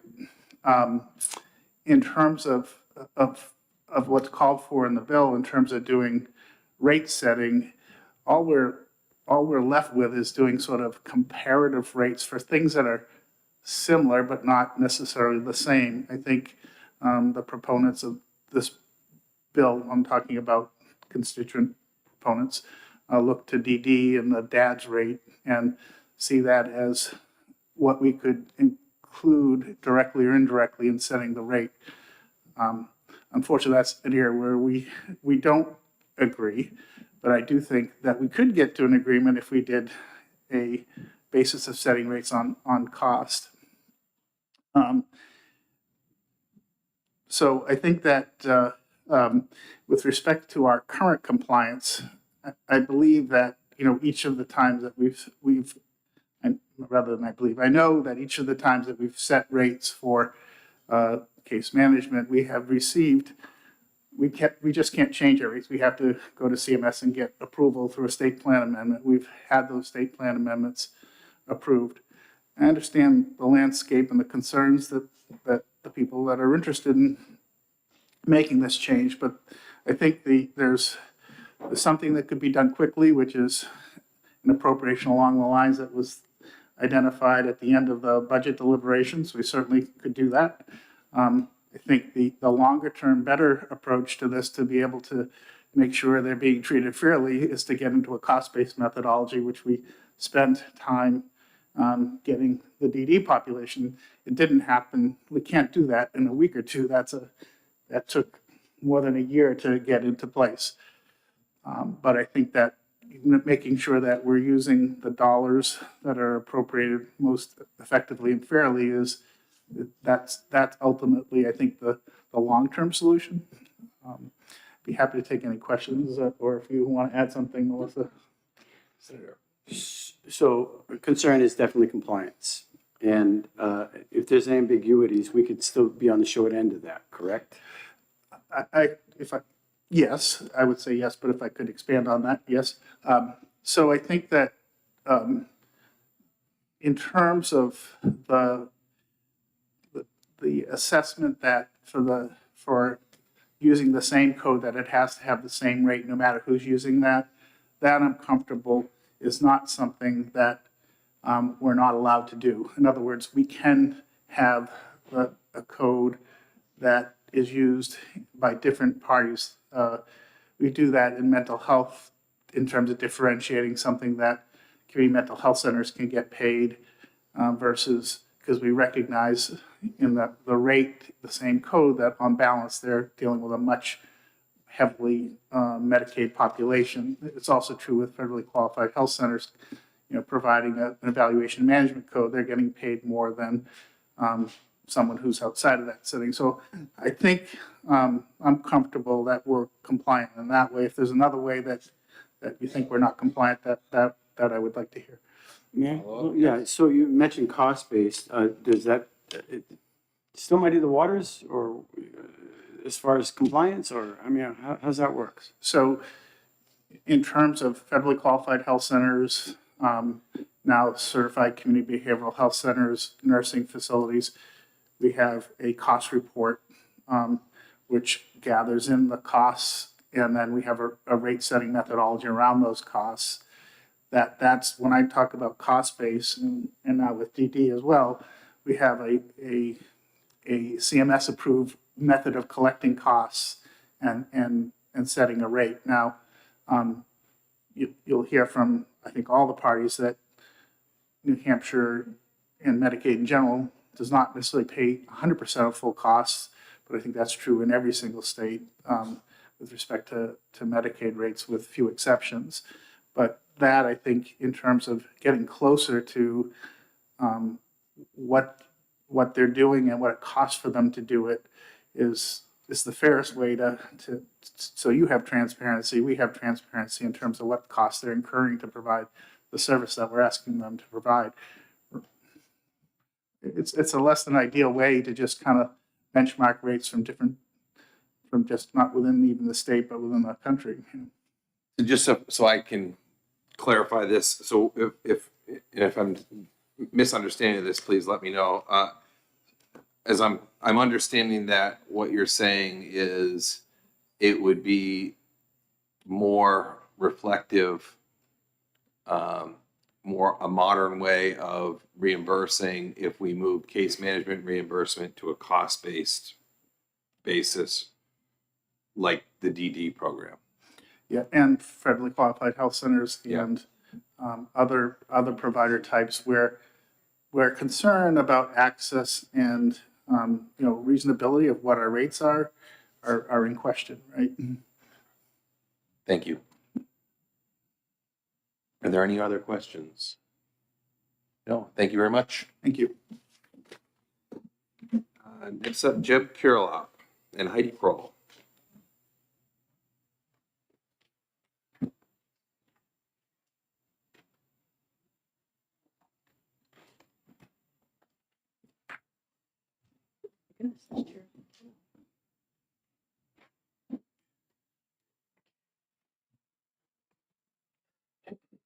Good morning. Thank you. Good morning. Good morning, Mr. Chairman and members of the committee. My name is Heidi Kroll. I work at J. Grimbliss Strategic Solutions, and we represent Life Coping, which is a home and community-based care case management independent agency. So we are here in support of SB 611. The remarks of Senator Avard were very comprehensive, and we would agree with his remarks. We support trying to work with the department to get to a resolution. We were supportive of the language. It's in SB 611 that's mirrored after language that the Senate adopted and passed and put into House Bill 2 this past session. It was sections 520 through 522 of the Senate passed version of House Bill 2. The only difference I see between the bill and that language was that there was also a reporting requirement, an annual reporting requirement that the department was just supposed to report on its progress. So otherwise, they look identical. And as was mentioned, there was an appropriation that went with the bill. At the time, it was $2.3 million, and obviously that was ultimately taken out during the Committee of Conference process on the budget. But we do support getting to a place where the rates feel like they're more in parity. We're open to discussing with the department the best approach to get there, simply to ensure, as Senator Avard indicated, fairness across the providers. Jeb's company, one of the populations they serve is the CFI population, the Choices for Independence. Those are folks who are clinically eligible for nursing home level of care, but are able to stay in their homes, in the community, and receive services at home that keep them safe, that keep them healthy, rather than being in an institutional setting. And most people prefer to stay at home as long as they possibly can.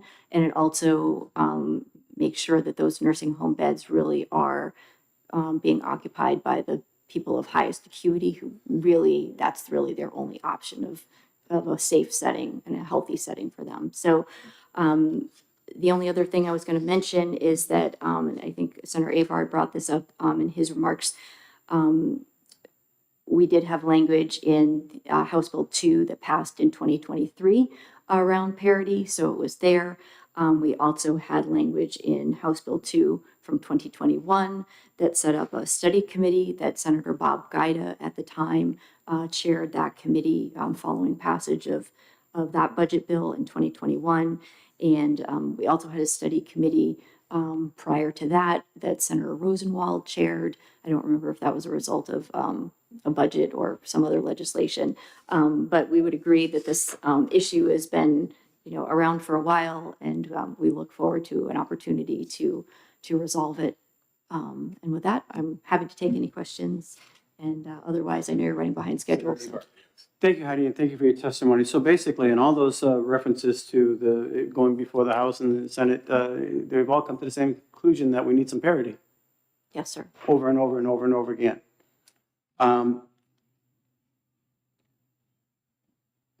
Thank you. Yes. Oh my God, what I was going to say. Are there any other questions from the committee? Thank you. Thank you very much. Thank you. Carolyn Virtue.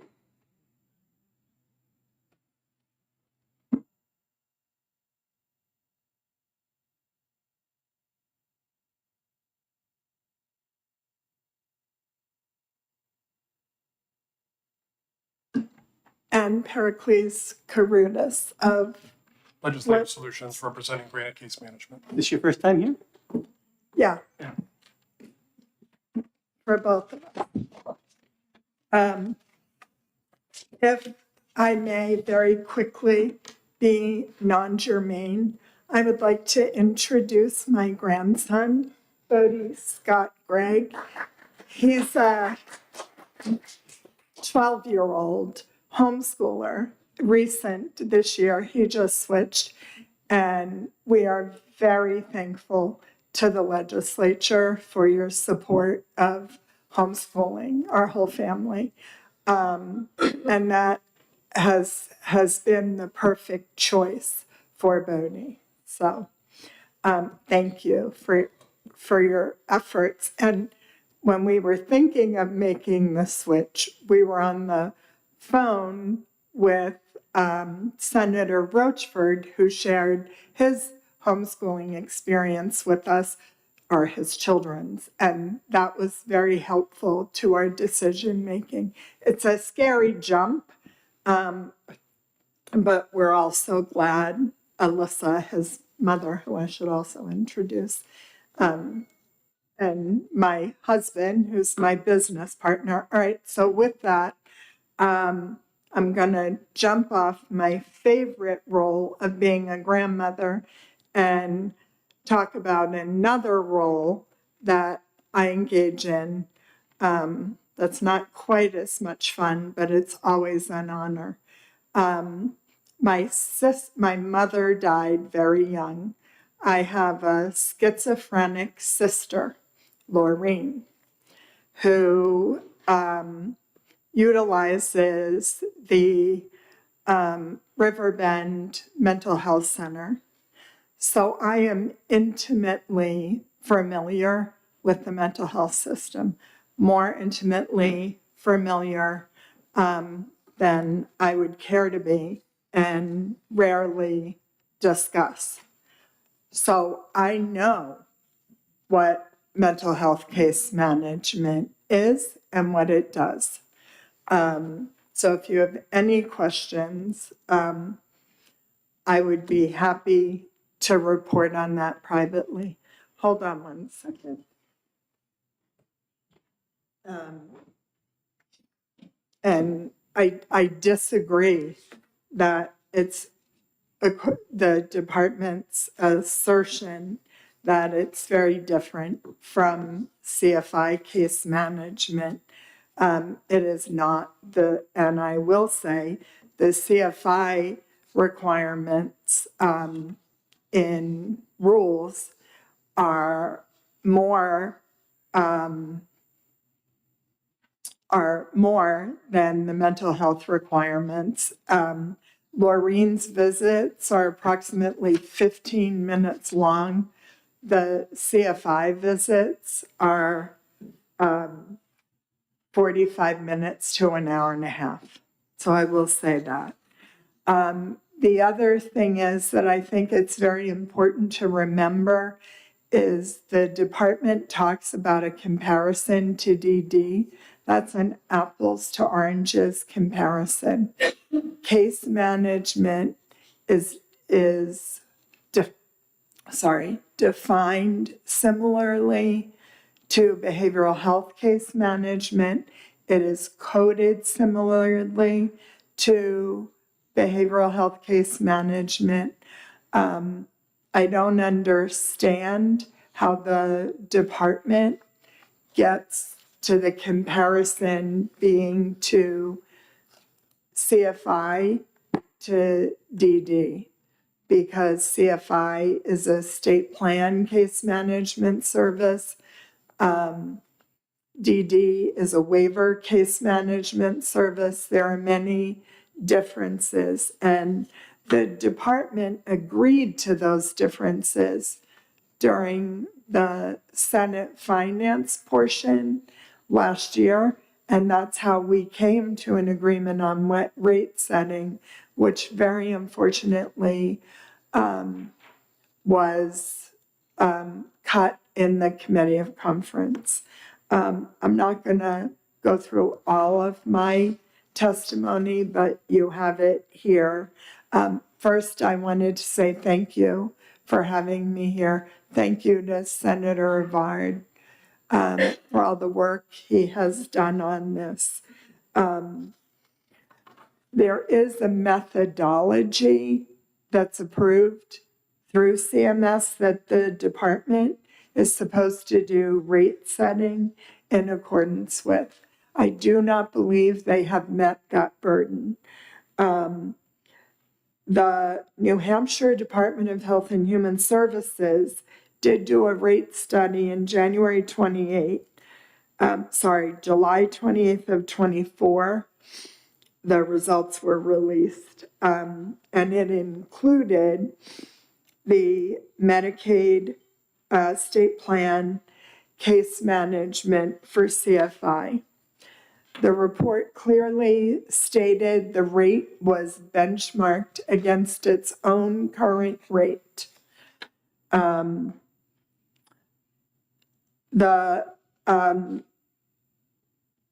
benchmarking did not meet the good practice for benchmarking. You can't benchmark something against itself and call it benchmarking. You have to benchmark it against something else. Most importantly, the identical service of behavioral health case management and its rate were not considered. The Department of Health and Human Services randomly adds duties to case management. I give an example. Actually, I'm just sitting here thinking, I don't have it here, but I will send it to you, of their most recent addition of services, home delivered meals, which they do through a process called memorandum. If you look at the New Hampshire Drafting and Procedure Manual for Administrative Rules, which you will find in the footnote here, rulemaking does not include internal memoranda, which sets policy only applicable to department employees. So those should not be things that are used to apply duties to case management or any other private provider. The New Hampshire Drafting and Procedure Manual also requires the department to describe costs to citizens. My business is an LLC. So that is any additional costs or cost to me. And it also, the department is required to describe costs or benefits to independently owned businesses. Now, the problem is when the department does not go through the Joint Legislative Committee on Administrative Rules, they do these things willy-nilly without consideration.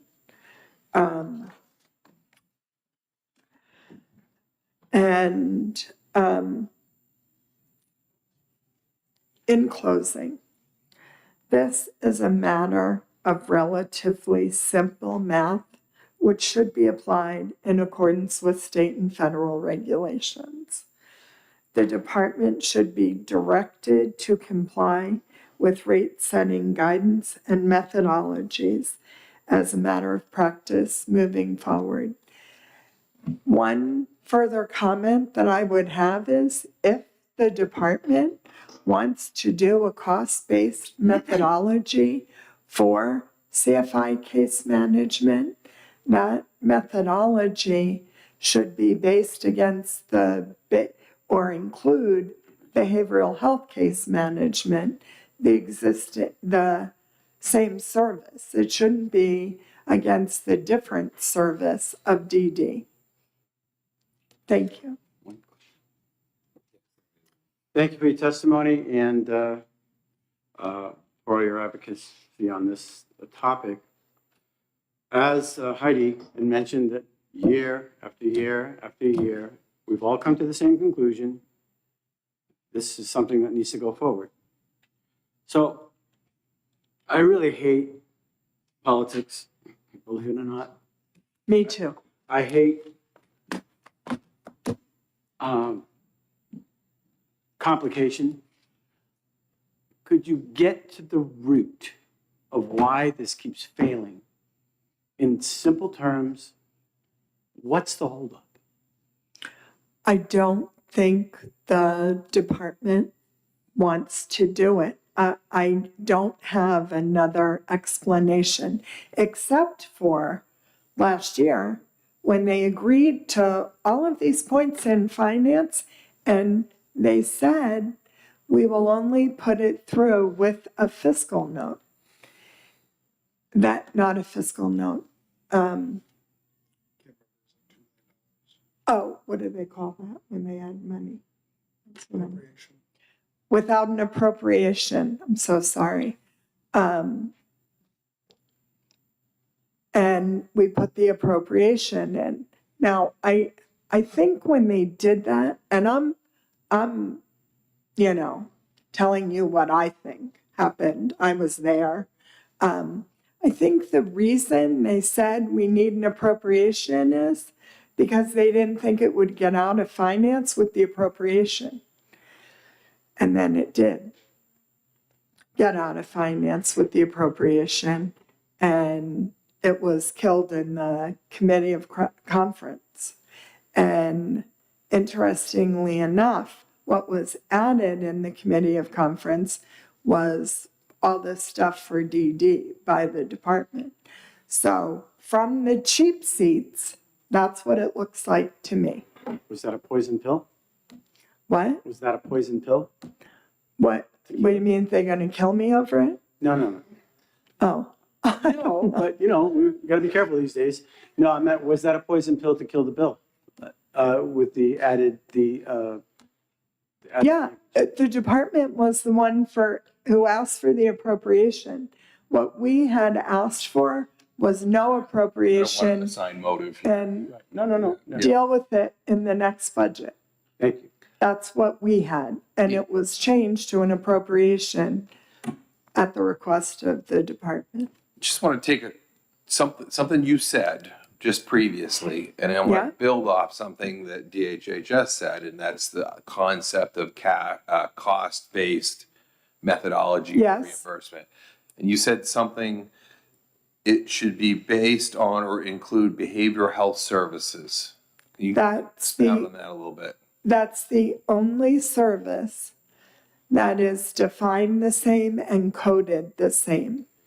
So we should cost report with the Department of Behavioral Health Case Management. All right, got it. Thank you. And I'm not opposed to that. I've owned and operated business that cost reported for years. So I don't have a problem with that. Any other questions from the committee? Seeing none, are there anyone else that would like to speak on? You're all set. Thank you very much. I'm all set. Thank you. Is there anyone else that'd like to speak on Senate Bill 611? Oh, I'm sorry. Sure. I do have one more thing. In the handout, there are the definitions of behavioral health and case management that are approved by CMS. And thank you.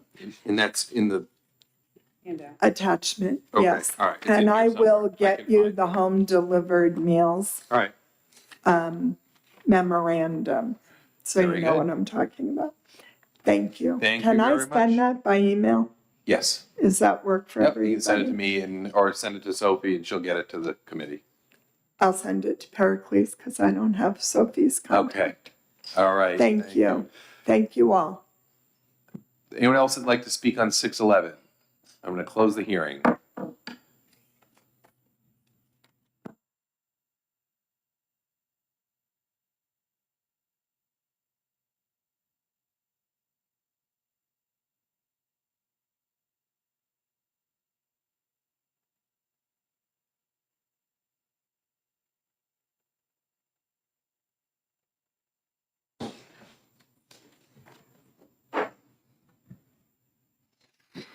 Okay,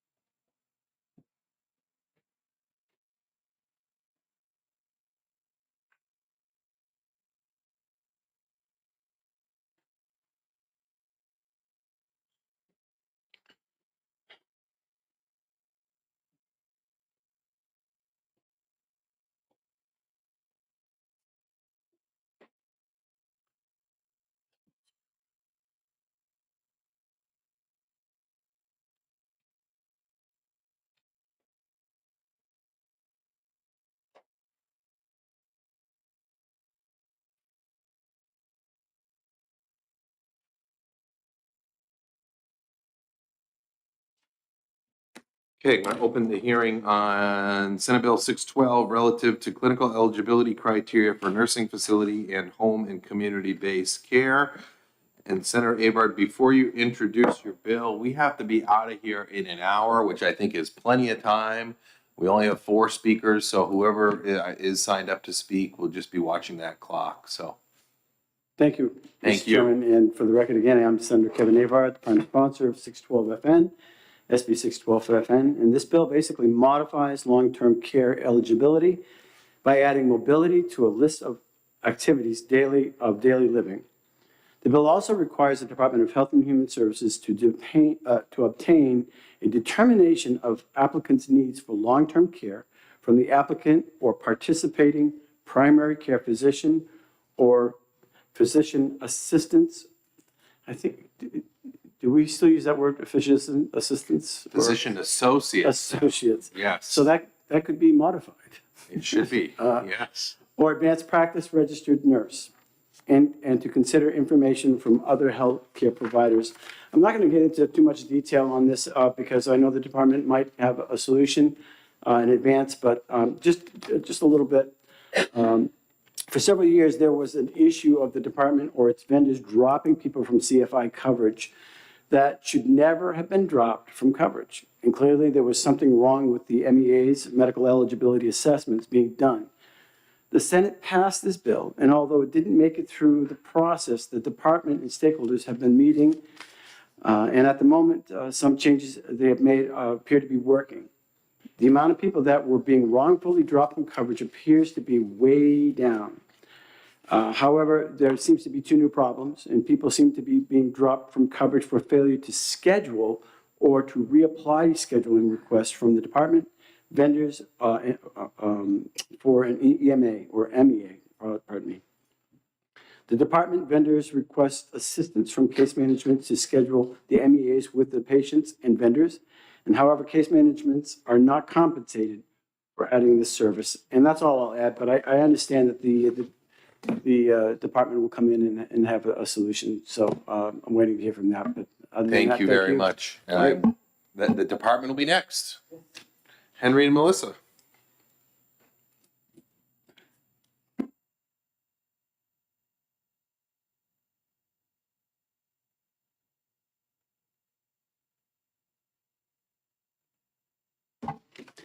Good morning again. Morning, I Melissa saw you check your watch. Yeah, I didn't know if it was morning or afternoon, so I wanted to make Right. sure I said the right thing.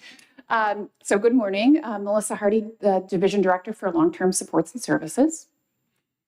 And redundantly, Henry Lippman, the State Medicaid Director.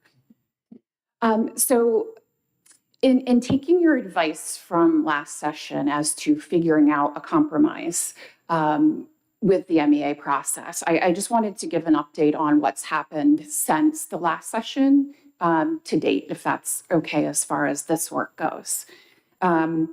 What we ended up doing at the department was creating a stakeholder group to look at our current MEA process and also assess what the process could look like in the future.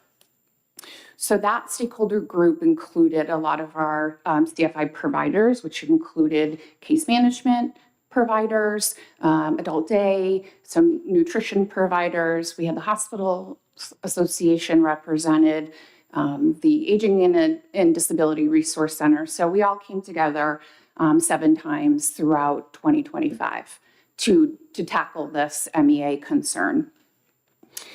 And so I just want to talk a little bit about what we accomplished during these 7 sessions, which I think were very productive, not only in building relationships between the department and our providers, but also being able to talk openly about the challenges on each side, on our compliance and state side, and the burden on the providers. So what we looked at was the MEA form, and its current form is about 14 pages. And that is used whether or not you're initially applying for CFI services. And it's also used, the same form is used when you're up for your annual redetermination. So that was one area in which we thought, wow, that's really a lot of administrative burden, but it's also pretty repetitive. We also looked at the MEA strictly from a medical eligibility lens using HEE 802, which specifically outlines what the medical eligibility is for long-term care coverage. So in looking at our current MEA, the long 14-page MEA, it had a lot in there about the actual individual's care plan. Which in hearing from the providers, they do upon, admission of somebody to their service. And what we're tasked to do is really determine through HEM 802 if they meet medical eligibility. Not all of the care plan, which is very important information, but it has nothing to do with their medical eligibility to the service. So we took our 14-page MEA, we literally sat there with this group multiple times, redlined it, what can we change, what should we change, and we addressed some of the concerns that were brought up in the previous session as it relates to mobility.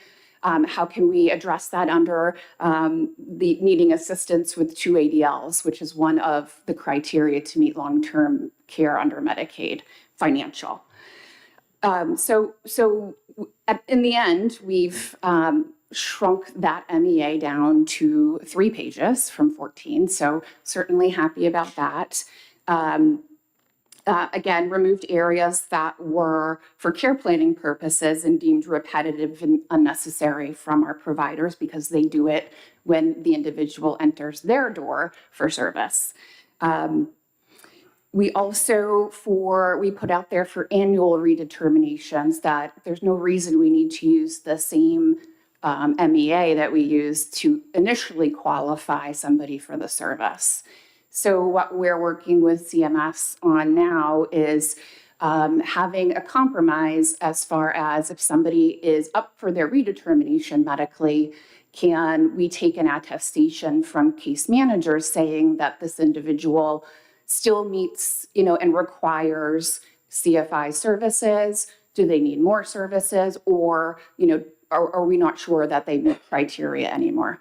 And that's where we would do an MEA through whoever our vendor is for MEAs at that time to see if somebody is redetermined as a CFI medically appropriate person. So current practice right now is anytime you're up for a redetermination, you get a whole new MEA, which goes to, I think, the point of the scheduling, the communication, it taking a long time at times to schedule an MEA because you're coordinating through, a guardian or a case management entity or the person themselves through our vendor.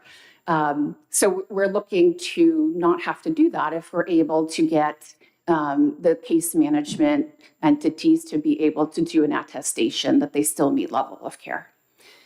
So I think that's a big consideration and a step forward that we've made. We still need approval, from our from the CFI waiver through CMS. But we as the department, asked for technical assistance through our partner organization about, is this something we can do? And they're like, yes, you as the state are the ones that set the parameters for eligibility, as long as we follow what's in HEE 802. So I say that because I think we've made a lot of progress. Do we still have more progress to go? Yes, I think we do. As we've talked about, we have put out a new solicitation for our MEA and PASSAR vendor, which closes on the 19th of this month. So we already have our department scoring team scheduled in February, so we can look at all the proposals that have come in for that service and hope, and ultimately our timeframe to get that vendor on board is July 1, since our current contract ends June 30th. And then part of some next steps with updating this would be some IT enhancements for the MEA. We need, we're looking at doing some automation for scheduling MEAs, looking to have some of the consent forms be through an IT system and not done, on paper where we're chasing down signatures, which can, hold up somebody's determination. And then also, through our RFA process for the new vendor, having them use our system as well. So they're integrated with us and from what the case management and other other CFI providers can see. So we're all in the same system. Again, we have to get a waiver amendment through CMS, but we've started that initial process and putting it out there to them. We're waiting to hear back. We haven't done an amendment. We're just saying this is what we want to do. What do we have to do to get this through? And then lastly, like I just mentioned, finalize that MEA and PASSAR contract with whomever the new provider is going to be. So those are some of the things that we've done since we were here last year. Thank you very much. Any questions? None? I've got some questions. So just to make sure that it sounds like a lot of the things we talked about last year are being addressed with this. And it sounds like July is the go live. We've got legislation before us that we have to do something with. Would you be willing to essentially put a moratorium on discontinuing dropped eligibility, giving the parameters that are kind of almost baked until July 1st? Senator, I'm not sure I'm following what you're saying. So there's big changes coming in July 1st. Yes. Right? I mean, you're going from a 14-page form to a 3-page Yes. form. You're going from an MEA attestation that can be performed by a case manager instead of the individual themselves. You've got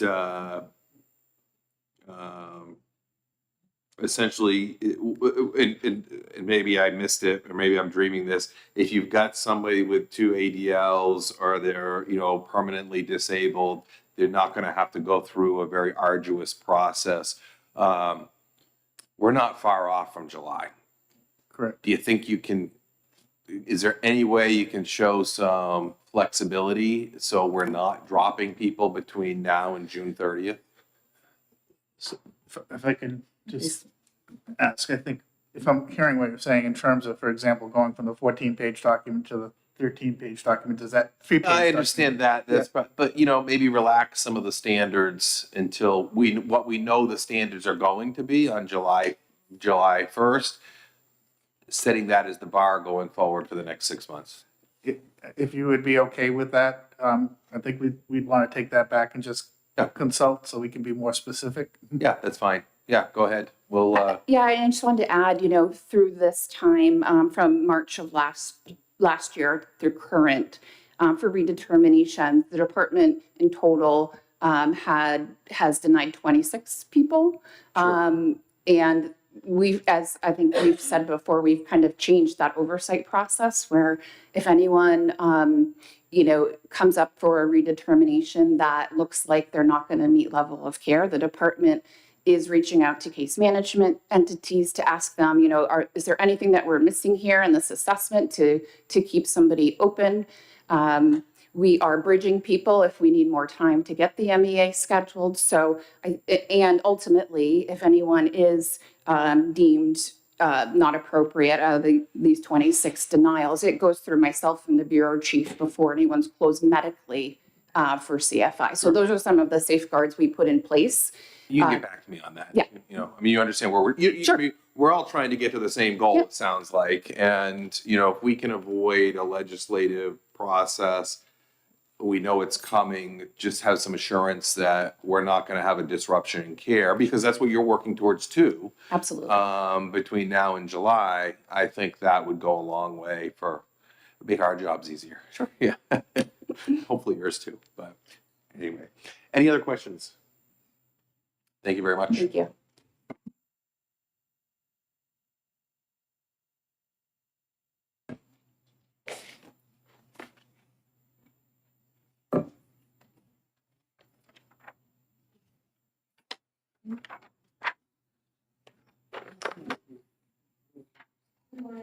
Good morning. Press the button. Oh yeah, you gotta turn the light on there. Okay, thank you. I forget every time.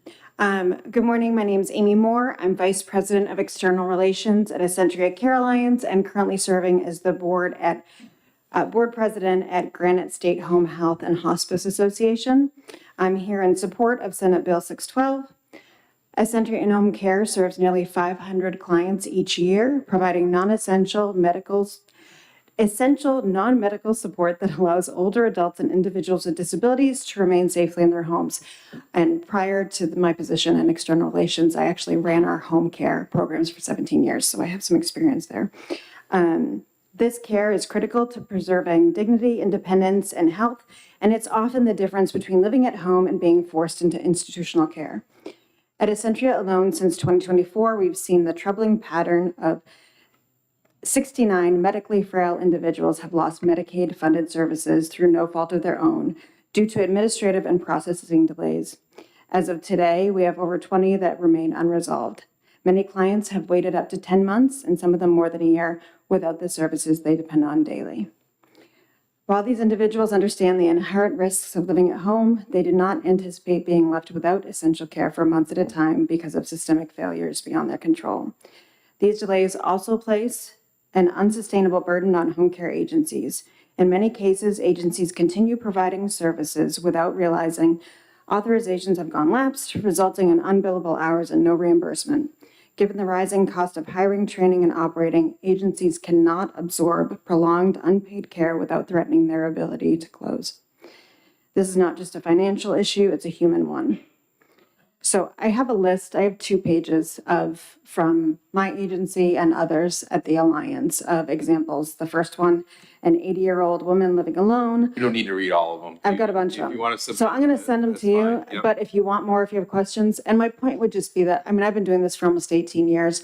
The department, every time there's some sort of cut to DHHS or change there, that there's a cost to these vulnerable people. Like it hits, and this is an example. And we work well with the department and we're a part of the MEA passer group, but we have to do something as we're working through these issues to fix them so they're not constantly going through this. It's like 1 step forward, 10 steps back.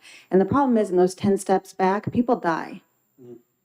So there needs to be some sort of safeguard, whether that's a freeze on closing people, whatever it is. But I've seen this over 18 years, over and over again. And the thing is, it's not just someone being closed. Again, I'm going to reiterate, people die. So I just, and again, I feel for the department. I know they're doing what they can, but each cut, there's a cost. So it sounds like the department has done a lot of work since last They have, year. for sure. You heard that, you were in the audience. I was a part of the group, yeah. Okay, so you were part of the group. I mean, do you feel like we're moving in the right direction? I do. I feel like we're moving in the right direction, but again, I would look for something in the interim for all these people. Like before, we know with everything going on, how long it takes to make change, Right. how long it takes to actually, so in the meantime, there needs to be some sort of assurance that people don't get just shut down.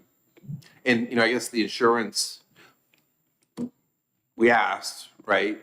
It sounds like changes are coming in July 1st anyway.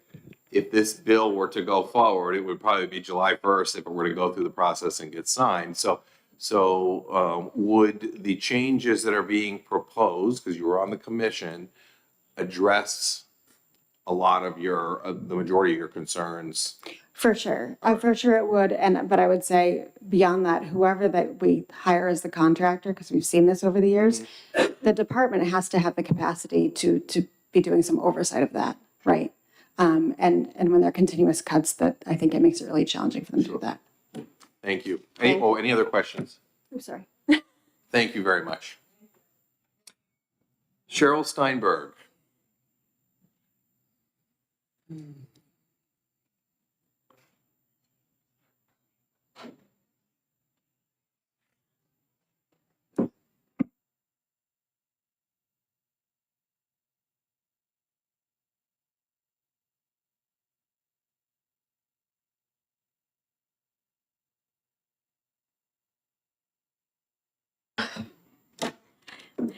Hello, thank you, Chairman, members of the committee. My name is Cheryl Steinberg. I'm the Director of the Justice and Aging Project at New Hampshire Legal Assistance. I was here last year to testify in support of Senate Bill 612, and I'm here once again to do that. I still think the bill is necessary. Even though I know I have heard about the department's efforts, I wasn't part of that group itself, but I have heard through the grapevine what's been going on. It does seem positive, but I think we still have to be in a bit of a wait and see mode to see how it all plays out in the end. And I do think one critical piece is they're going to be hiring this vendor, and they're going to be creating this algorithm that actually implements the MEA because it's an online form. And I think it's going to be very important that that's all done properly. And I hope there'll be some stakeholder input from both. I know there was providers and so forth that were at this other stakeholder meeting, but I think we also need to hear from the consumers and advocates. I'm a little partial to that, so because we have a perspective, we help people when they get terminated, and so I think we know on the end what happens and how to fix things. So, but I am overall, though, it's very good to hear about the progress that's been made and the efforts that have been made.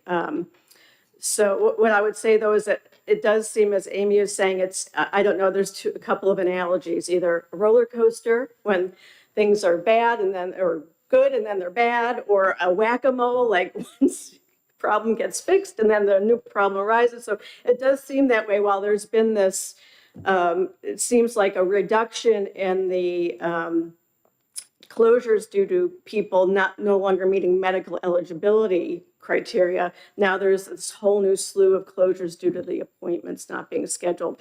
And I would say back in 2024, there was the same really huge influx of that around the unwind process, and the department issued a policy at that point, a memorandum to pause all terminations because it was such a problem. So I think that's a possibility to do that.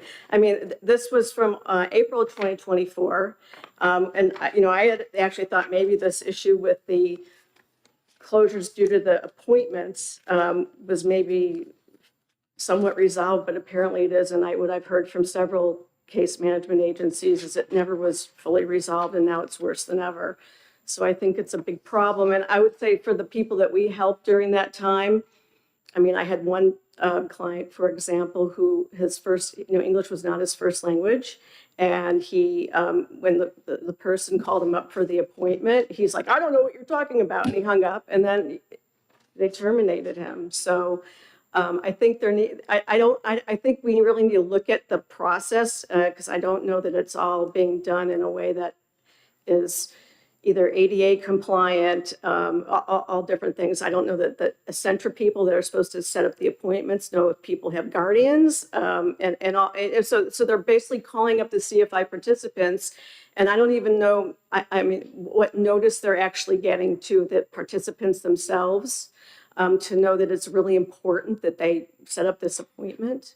And then the other thing I'm not clear about is what notice they're getting when they're on the verge of being closed because they didn't set up the appointment. I don't know that there's and the department can answer this. I don't know if a written notice is going out, but I think there's some notice issues with this whole situation. And the last thing I'll say is just a notice in general. I do think that and maybe this is getting a little off the subject, but the notices that go out just terminating people are insufficient. All they basically say is you no longer meet the eligibility criteria, and that provides like zero guidance for the people that are appealing. So I think they need to be more detailed. So I think there's still some work to be done, but again, I'm pleased to hear about the efforts to date. Any questions? No, thank you very much. Okay. Next up is Carolyn Virtue.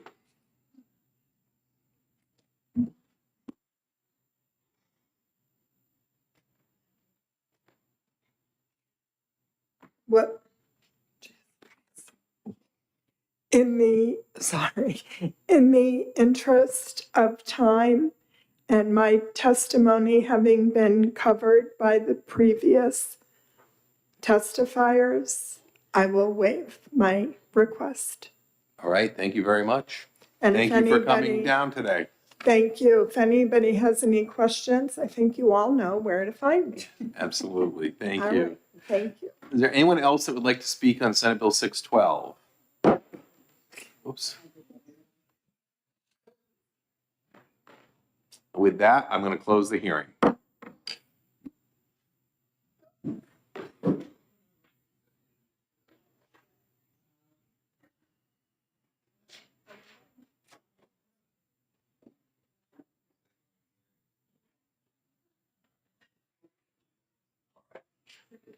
With that, the meeting of the day being done, I adjourn.